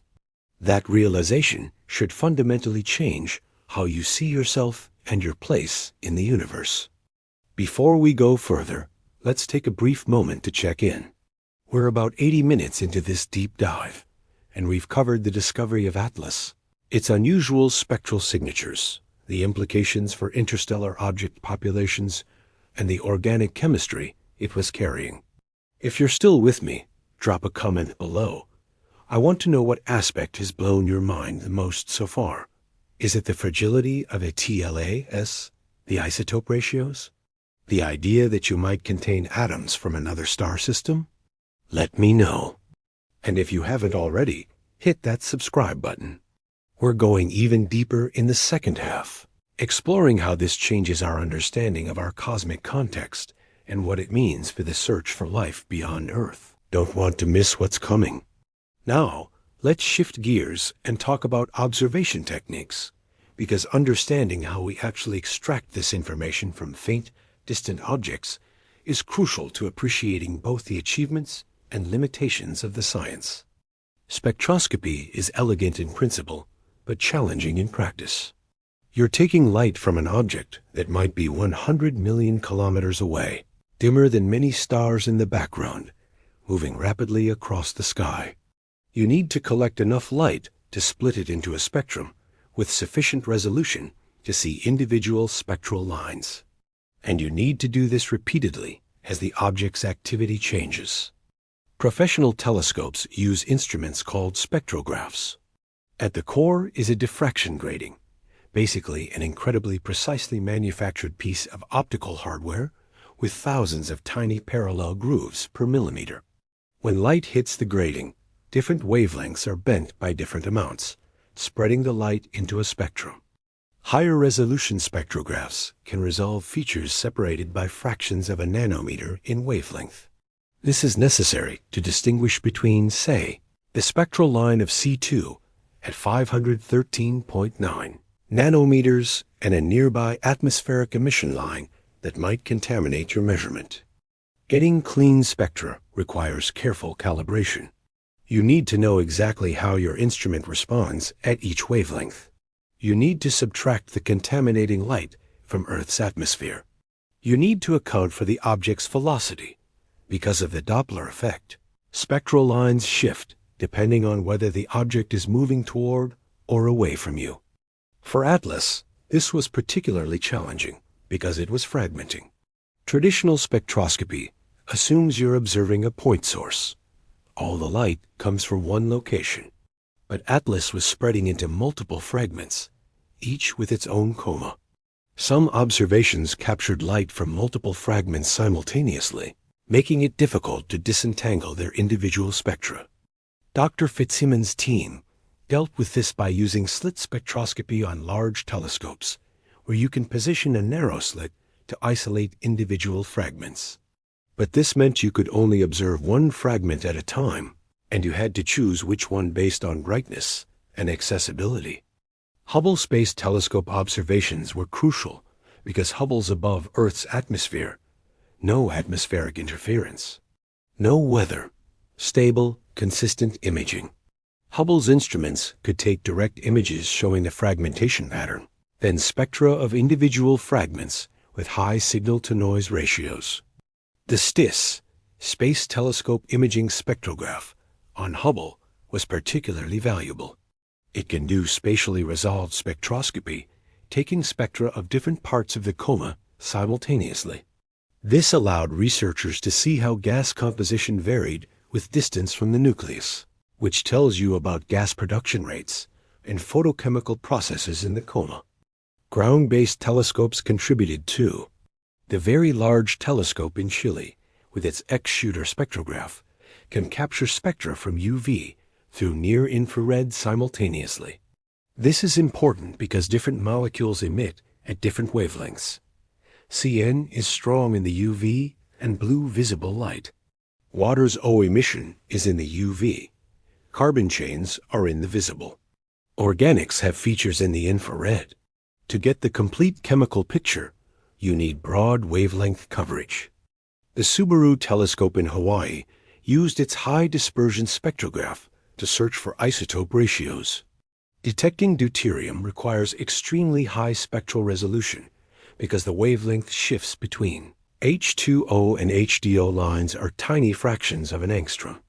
You need a spectrograph capable of resolving features separated by 0.01 nanometers or less. Only a handful of instruments in the world can do this for faint objects. All of this requires telescope time, which is precious and competitive. Every major observatory is oversubscribed. There are more worthy projects than available observing nights. When Atlas was discovered, astronomers had to make the case that this object deserved priority observation. Fortunately, the astronomical community recognized the importance of interstellar visitors after Oumuamua and Borisov. So directors' discretionary time, emergency allocation for unexpected discoveries, was made available. But even with all these resources, the observation window was limited. ATLAS was fragmenting rapidly. Within weeks, the fragments had spread out and faded to the point where detailed spectroscopy was no longer possible. The brightest fragments could still be tracked, but the faintest ones, which might have had the most interesting compositions, were lost. This highlights a fundamental challenge. Interstellar visitors don't wait for us. They're discovered, they brighten, they fade, and they're gone. Unlike asteroids in stable orbits that you can observe repeatedly over years, an interstellar object gives you one chance. Miss it, and the opportunity is lost forever. This is why rapid response capabilities are crucial. The Vera Rubin Observatory will detect objects and alert the community within hours. That will trigger automated follow-up observations from other telescopes. Spectrographs will be pointed. Data will be collected, processed, and analyzed in near real time. The goal is to characterize as many interstellar visitors as possible during their brief transit through our observable range. But even with perfect observations, interpretation isn't straightforward. Spectral lines don't come with labels saying, "This is from an M-dwarf system," or "This molecule formed 10,000 years ago." You have to compare observations with theoretical models, laboratory measurements, and observations of other objects to build interpretations. This is where the real scientific work happens, not just in collecting data, but in understanding what it means. Dr. Oppenheim's team didn't just measure the C/CN ratio in ATLAS and declare victory. They compared it to ratios measured in dozens of solar system comets. They consulted theoretical models of how these molecules form and get destroyed in cometary comas. They considered different formation environments and their predicted signatures. Only after extensive analysis did they conclude that ATLAS's ratios were anomalous and potentially indicative of formation around an M-dwarf. Even then, they had to be careful with language. Scientific papers are full of phrases like "consistent with," "suggests," and "may indicate," because the authors understand the limitations of their data and interpretations. Popular science communication sometimes loses these nuances, presenting conclusions as more certain than they really are. I want to be clear about this. Everything I've told you about ATLAS is based on peer-reviewed science, but the interpretations exist on a spectrum of certainty. The basic facts, the trajectory, the fragmentation, the detected molecules, are solid. The interpretation that it came from an M-dwarf system is plausible and well supported, but not proven. The speculation about superflare ejection events and recent formation is educated guessing based on the evidence. This doesn't make the science any less valuable. Science advances by making the best interpretations possible with available data, then testing those interpretations with new observations. ATLAS has given us hypotheses to test. The next generation of interstellar visitors will either confirm or refute those hypotheses. Now, here's something that will blow your mind about the observation process itself. When astronomers were studying ATLAS's spectral signatures, they were seeing photons that had been emitted by atoms in that object's coma. Those photons traveled across the inner solar system, potentially 100 million kilometers or more, for several minutes, passed through Earth's atmosphere for ground-based observations, or were collected in space for Hubble, focused by mirrors and lenses, dispersed by diffraction gratings, and finally detected by CCD sensors. Each detected photon carried information encoded in its wavelength. That information was created by the quantum mechanical processes occurring in molecules sublimating from an object that originated in another star system. The chain of causation connecting you, sitting here learning about this, to the formation conditions around an alien star is mediated by photons, atoms, molecules, and the laws of physics that are universal across the cosmos. When you understand spectroscopy, you realize we're not just observing distant objects. We're receiving encoded messages written in the language of quantum mechanics. Every spectral line is a word, Every isotope ratio is a sentence. Every molecular abundance pattern is a paragraph telling a story about environments and processes light years away and potentially thousands of years in the past. We're reading the history of the galaxy one photon at a time. Let's talk about comparative planetology now, because Atlas isn't just interesting in isolation. Its importance comes from comparing it to other objects, both interstellar and from our own solar system. This comparative approach is revealing patterns that tell us about planetary system formation across the galaxy. I mentioned earlier that 1I Oumuamua was weird. No detectable outgassing, elongated shape, non-gravitational acceleration. That last point deserves explanation. After Oumuamua passed perihelion, closest approach to the Sun, in September 2017, astronomers tracking its trajectory noticed it was accelerating slightly beyond what gravity alone could explain. For comets, this is normal. Outgassing creates thrust as material jets off the nucleus. But Oumuamua showed no visible coma or tail.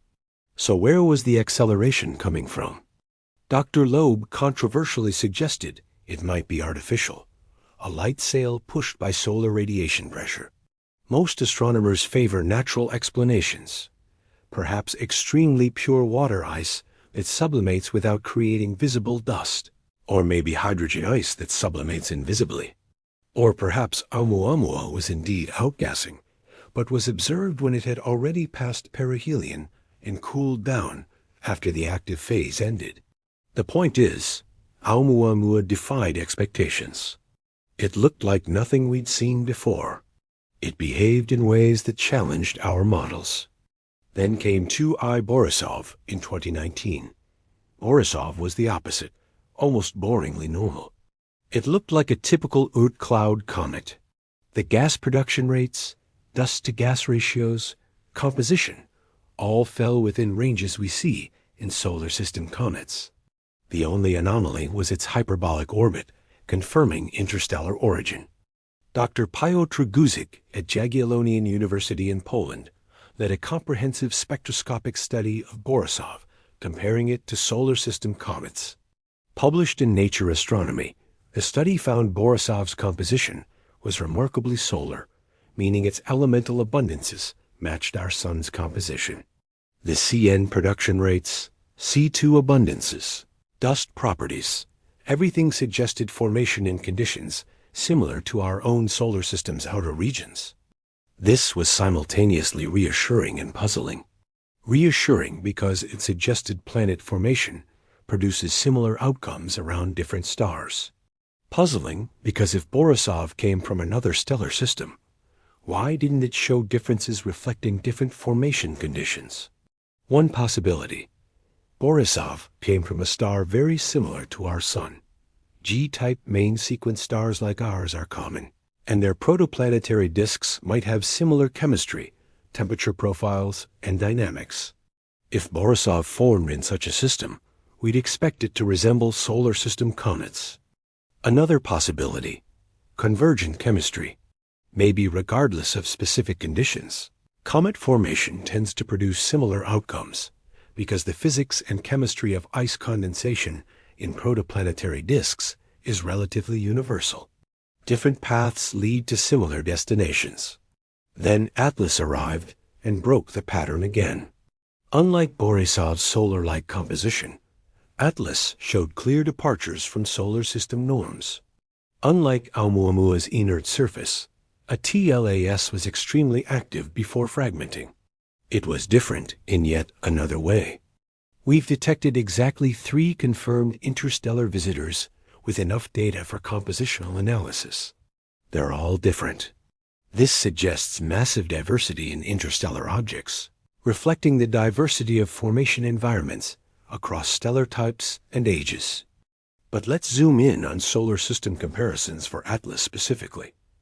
The high CN production and C2-CN ratios? These have been seen in some solar system comets, but rarely and only in specific comet classes. Carbon-rich comets with high CN production are thought to have formed in particularly cold, carbon-rich regions of the protoplanetary disk. They're not the norm, but they exist. What's unusual about Atlas is the combination: high CN, high C2, high deuterium, low structural strength, and the fragmentation behavior. No single solar system comet shows all these characteristics together. It's the package that's anomalous.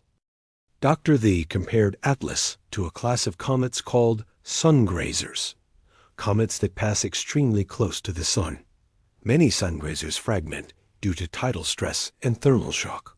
But sun grazers are typically members of comet families, groups of objects that share similar orbits because they're fragments of larger parent comets that broke up in the past. The Kreutz family, for example, consists of thousands of small sun grazers all following similar orbits, thought to be fragments of a giant comet that broke up centuries ago. When new Kreutz sun grazers are discovered, we can predict their behavior based on family members. Atlas wasn't a member of any known family. It was unique. And its fragmentation so far from the sun, it broke up around 1 astronomical unit, Earth's distance from the sun, where solar heating is relatively gentle, was unusual even for fragile comets. The closest solar system analogs might be comets like D 1993 F2, Shoemaker-Levy 9, before it hit Jupiter, or more recently, comet C 2012 S1, Isan, which fragmented near perihelion in 2013. Both showed extreme fragility and disintegrated under relatively modest stress. But here's the thing. Both of those were long-period comets from the Oort cloud, making their first trip into the inner solar system after billions of years in deep freeze. First-time visitors often fragment because thermal stress cracks their pristine, cold structures. ATLAS was also potentially a first-time visitor to any star's inner regions, if the recent ejection hypothesis is correct. So the fragility makes sense in that context. The comparative approach reveals something profound. Planetary systems produce a wide variety of cometary objects. Some are robust, some are fragile. Some are carbon-rich, others are more balanced. Some have normal isotope ratios, others show enrichments or depletions. This diversity reflects differences in where objects form, distance from the star, location in the protoplanetary disk, when they form, early in disk evolution versus later, and what they've experienced since formation, collisions, radiation exposure, thermal processing. If we had perfect knowledge, we could potentially identify an object's origin, not just which stellar system, but which specific region of that system's protoplanetary disk, based on its chemical and isotopic signatures. That's the dream of exoplanetary spectroscopy, building up libraries of chemical fingerprints that allow us to trace interstellar objects back to their birth environments. We're nowhere near that level of precision yet, but Atlas is a step in that direction. Every new interstellar visitor we characterize adds to the catalog. Patterns will emerge. We'll start to recognize signatures. This composition pattern indicates formation in an M-dwarf system's outer regions. This isotope ratio suggests formation in a carbon-rich disk. This molecular abundance pattern indicates exposure to strong UV radiation. Within a few decades, we might be able to categorize interstellar objects not just by their current properties, but by their origins. We'll be doing stellar archaeology, tracing fragments back to their parent systems, understanding the diversity of planetary formation outcomes across different stellar environments. And here's why this matters beyond pure astronomy. When we discover life on an exoplanet, and I say when, not if, because the numbers favor its eventual detection, we'll want to know what chemical environment that life emerged in. What were the building blocks available? What was the isotopic composition of the water and organics? How does that environment compare to Earth's? The only way to answer those questions without physically visiting is through spectroscopy, analyzing the planet's atmosphere, looking for biosignatures, inferring surface and subsurface chemistry. The techniques we're developing by studying interstellar comets are directly applicable to characterizing exoplanet environments. Atlas is training us to read chemical signatures from alien worlds. Every molecule we identify, every isotope ratio we measure, every formation process we infer, it's all practice for the ultimate goal of understanding life's potential universality. Now, I want to take you on a thought journey. Imagine you could travel back in time to the moment Atlas formed. You're there, in the outer reaches of an M-dwarf system, tens or hundreds of AU from the star. It's dark, the star is small and dim, providing barely any light this far out. The temperature is just a few tens of degrees above absolute zero. You're surrounded by a thin disk of gas and dust. The protoplanetary disk is mostly dissipated by now, millions of years after the star's formation, but material still exists in the outer regions. Small icy bodies, planetesimals, have been gradually accumulating through collisions and gravitational accretion. Most are tiny, centimeters to meters across. Occasionally, random collisions stick together larger bodies. Over thousands of years, one of these bodies grows to about a kilometer across through countless gentle collisions.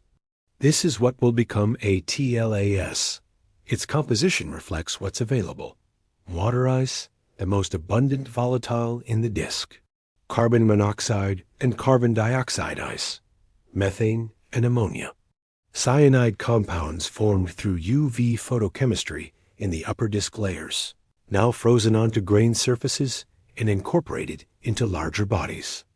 The isotope ratios reflect the temperature and chemistry of formation. Deuterium is enriched because the extreme cold favors deuterated molecules.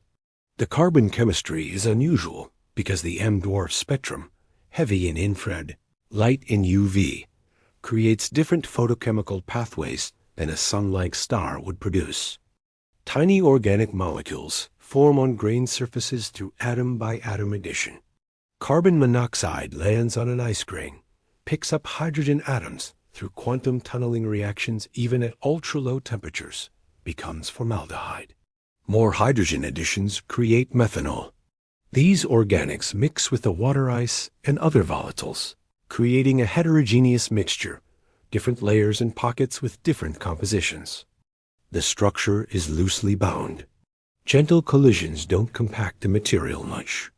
It's more like a barely sintered snow pile than a solid ice ball. But it holds together through weak ice bonding and its own minimal self-gravity.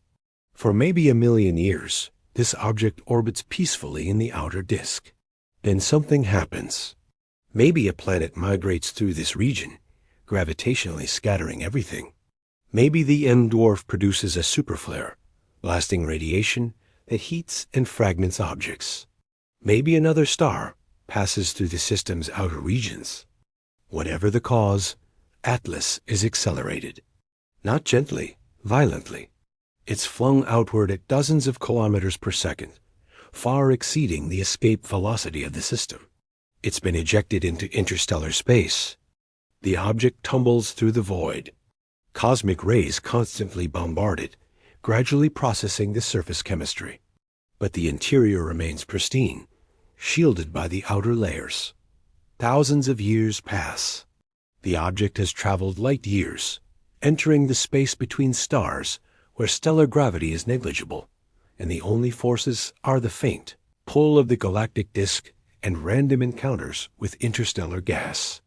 Eventually, minus 10,000 years after ejection, or 50,000, or 100,000, we don't know. The object enters another stellar system, our solar system. The sun's gravity begins to pull it inward. It accelerates, falling toward the inner regions. For the first time in its existence, it experiences significant heat. Solar radiation penetrates the surface. Ices begin to sublimate. Gas escapes, creating a thin coma. Activity increases as the object approaches perihelion, but the structure is weak. Thermal stress cracks the fragile architecture. Pockets of gas trapped in the interior expand as they warm, creating pressure. The weak bonds holding the material together can't withstand the stress. The object fragments. Then the fragments fragment. Within weeks, what was once a coherent body has become dozens of small pieces, each surrounded by its own coma, each slowly disintegrating further. Some of the released molecules are broken apart by UV photons. Others escape intact, drifting outward on solar wind pressure. The dust, tiny grains of silicates and organics, scatter sunlight, briefly creating a faint tail before dispersing. The atoms and molecules released, including the cyanide that astronomers detected spectroscopically, the deuterium-enriched water, the carbon chains, spread throughout the inner solar system. Some will eventually encounter Earth. They'll enter the atmosphere as micrometeorites, rain down into oceans, settle onto continents. Some of those atoms will be incorporated into organisms. Plants will photosynthesize carbon from CO2 that includes carbon atoms from ATLAS. That carbon will move through food chains. Eventually, some of it will end up in a human, possibly you, possibly me, possibly someone reading this decades or centuries from now. The journey from formation around an alien star to incorporation into a living being on Earth, that's the full circle of cosmic chemistry.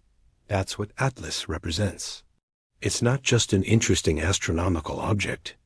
It's a physical connection between worlds, a material link between planetary systems separated by light years.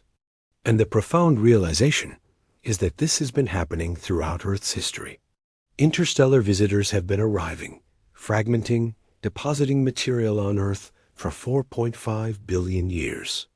Not frequently, maybe one significant contribution per million years on average, but over geological timescales, it adds up.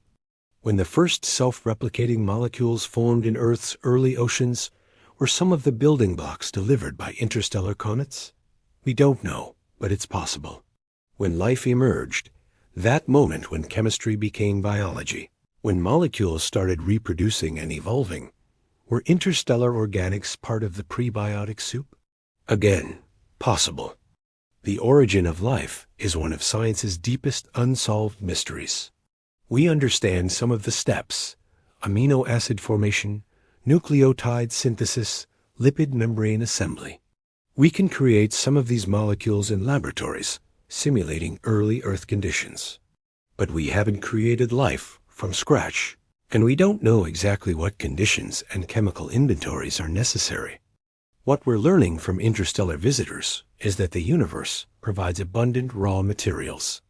Every planet is being bombarded with organic compounds from space, both from local comets and asteroids and from interstellar visitors. Life doesn't need to create these building blocks from scratch on each planet. They're being delivered continuously. This doesn't make the origin of life easy or guaranteed. Assembly of working biological systems from chemical building blocks is still profoundly difficult and improbable. But it changes the probability calculation. If every Earth-like planet has access to a rich inventory of organics delivered from space, then the chemical hurdles to life's origin are lowered. And if life can originate in one place and spread, either as viable organisms surviving on ejecta from impacts, or as complex organic molecules that seed prebiotic chemistry elsewhere, then life might be more connected across the galaxy than we ever imagined. Atlas might have been carrying the chemical legacy of life from its home system, if life existed there. Not living organisms, those wouldn't survive the journey, but organic molecules synthesized by life, or in environments affected by life. When Atlas disintegrated, it scattered that chemistry across our solar system. This is the cosmic context that Atlas reveals. We're not isolated. We're part of a vast, interconnected galaxy where matter, energy, and possibly life itself flows between star systems on timescales of thousands to millions of years. Let's address something that some of you might be thinking. Is there any possibility that Atlas wasn't natural? Could it have been artificial? A probe? A derelict spacecraft? A piece of cosmic infrastructure from a technological civilization? The answer, based on all available evidence, is almost certainly no. But let's examine why the question is worth asking, and what we'd look for if we wanted to detect artificial interstellar objects. First, the spectral signature. Atlas showed emissions from simple molecules: water, cyanide, carbon chains.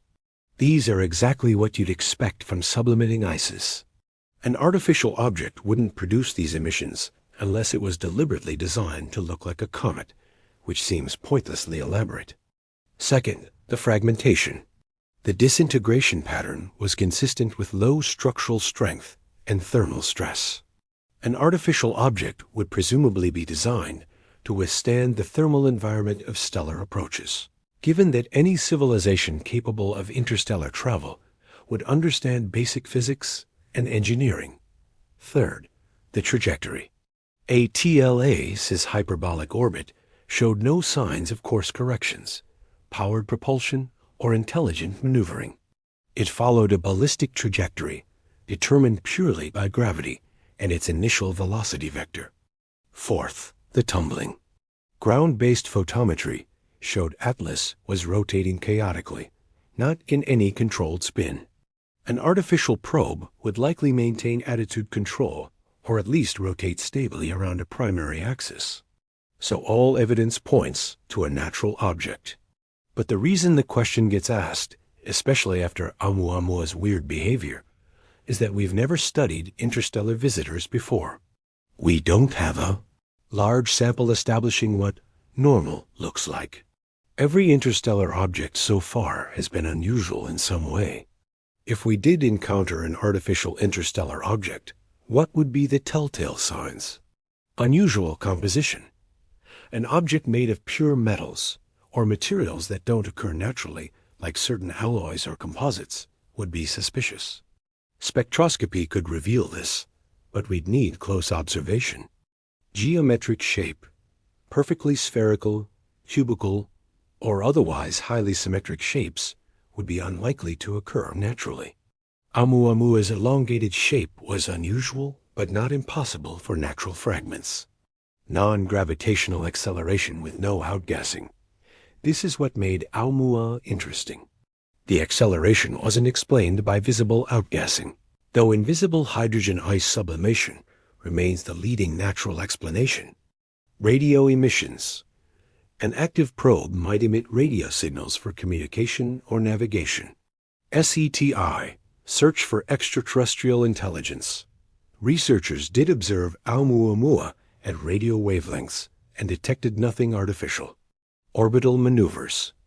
A probe might adjust its trajectory to better observe targets of interest.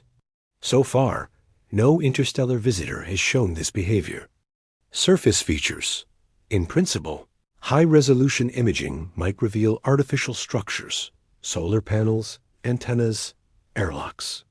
But interstellar objects are typically too small and distant for this level of detail. Even our best images from Hubble show only a few pixels. The bottom line: extraordinary claims require extraordinary evidence. Claiming an object is artificial requires ruling out all natural explanations and providing positive evidence of artificiality. For Atlas, the natural explanation fits perfectly. No need to invoke exotic hypotheses. But, and this is important, we should remain open to the possibility. The galaxy is old. If technological civilizations exist, and some have achieved interstellar travel, then space might contain artifacts of that activity. We might eventually detect something that can't be explained naturally. Dr. Loeb has argued that we should take this possibility seriously enough to invest in better observation capabilities, specifically for interstellar objects. Fast response spacecraft that could rendezvous with newly detected visitors. High-resolution spectroscopy and imaging. Even sample return missions if trajectories allow. Whether or not you think alien artifacts are likely, the scientific case for better studying interstellar objects is strong. They're probes of exoplanetary systems. They're laboratories for studying chemistry in extreme environments. They're tests of our theoretical models. And yes, they're potential evidence of extraterrestrial technology, even if that probability is low. Atlas specifically, despite being natural, taught us that interstellar visitors can be fragile, recently ejected, and chemically distinct from solar system objects. The next visitor might teach us something entirely different. The one after that might challenge our assumptions even more radically. We're in the early days of interstellar object astronomy. We've studied a handful in detail. We've probably missed thousands that passed through undetected. As our sky survey capabilities improve, we'll detect more. As our spectroscopic techniques advance, we'll extract more information from each detection. Within your lifetime, yes, you reading this right now, will probably catalog hundreds or thousands of interstellar visitors. We'll build up statistical understanding of their properties, origins, and composition. We might even send spacecraft to intercept one, collecting samples for laboratory analysis. Imagine what we'd learn from a sample return mission to an interstellar comet. We'd have material from another stellar system in terrestrial laboratories. We could perform isotopic analyses with precision impossible through spectroscopy. We could search for complex organics, including amino acids and nucleobases. We could examine the mineralogy and structure in detail.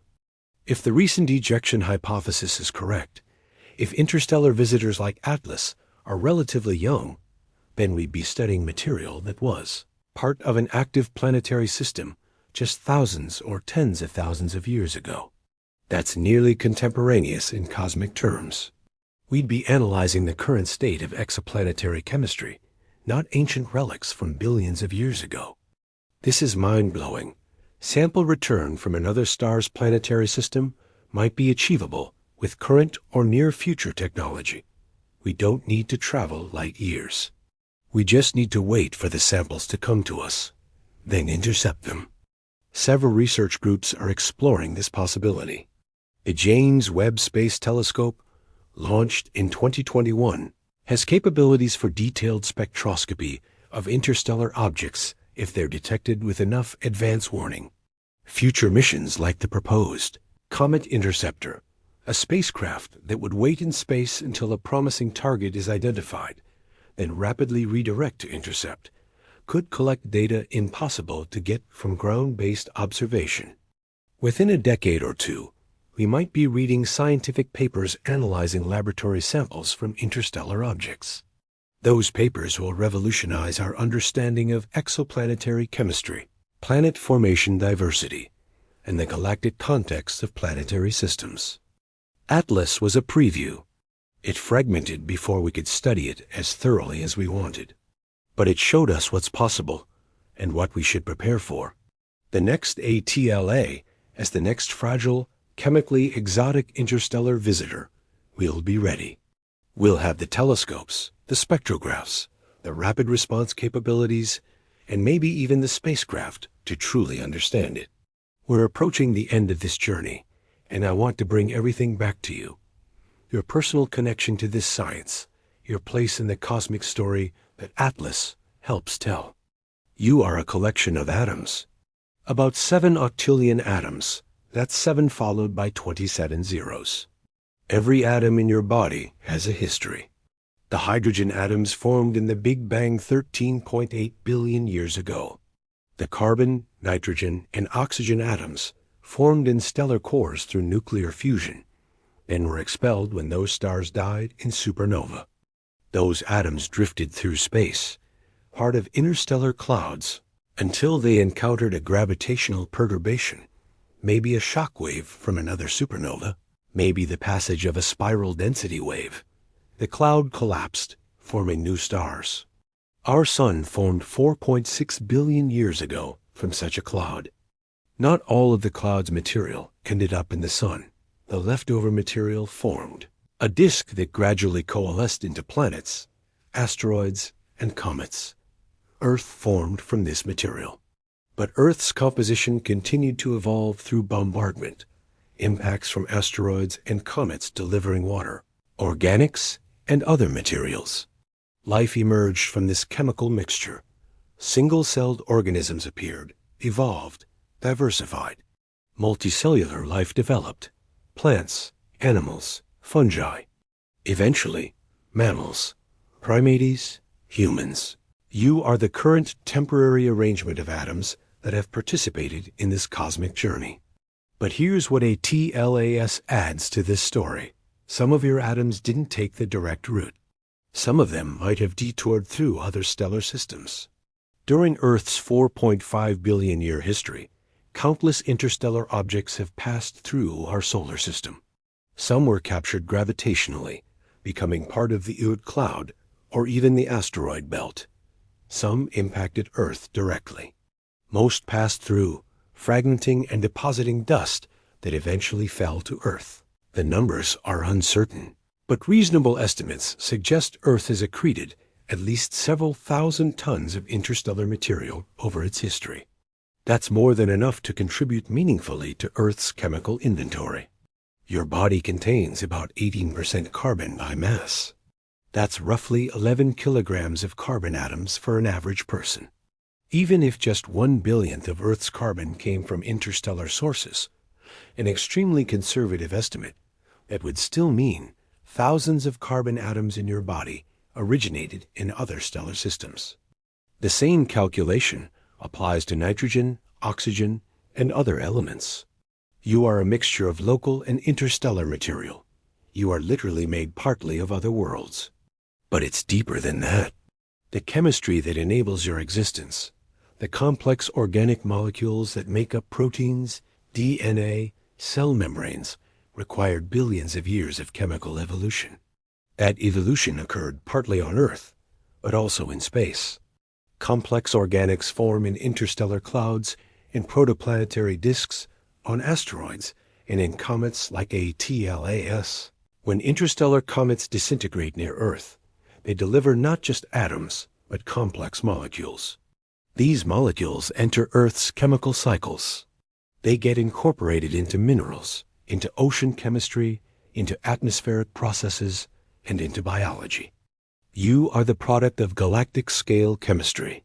Your existence required the Big Bang to create hydrogen, stellar nucleosynthesis to create heavier elements, supernova to distribute those elements, interstellar chemistry to build complex molecules, planetary formation to create worlds, and yes, interstellar exchange to mix chemistry across stellar systems. Without any one of these processes, you wouldn't exist.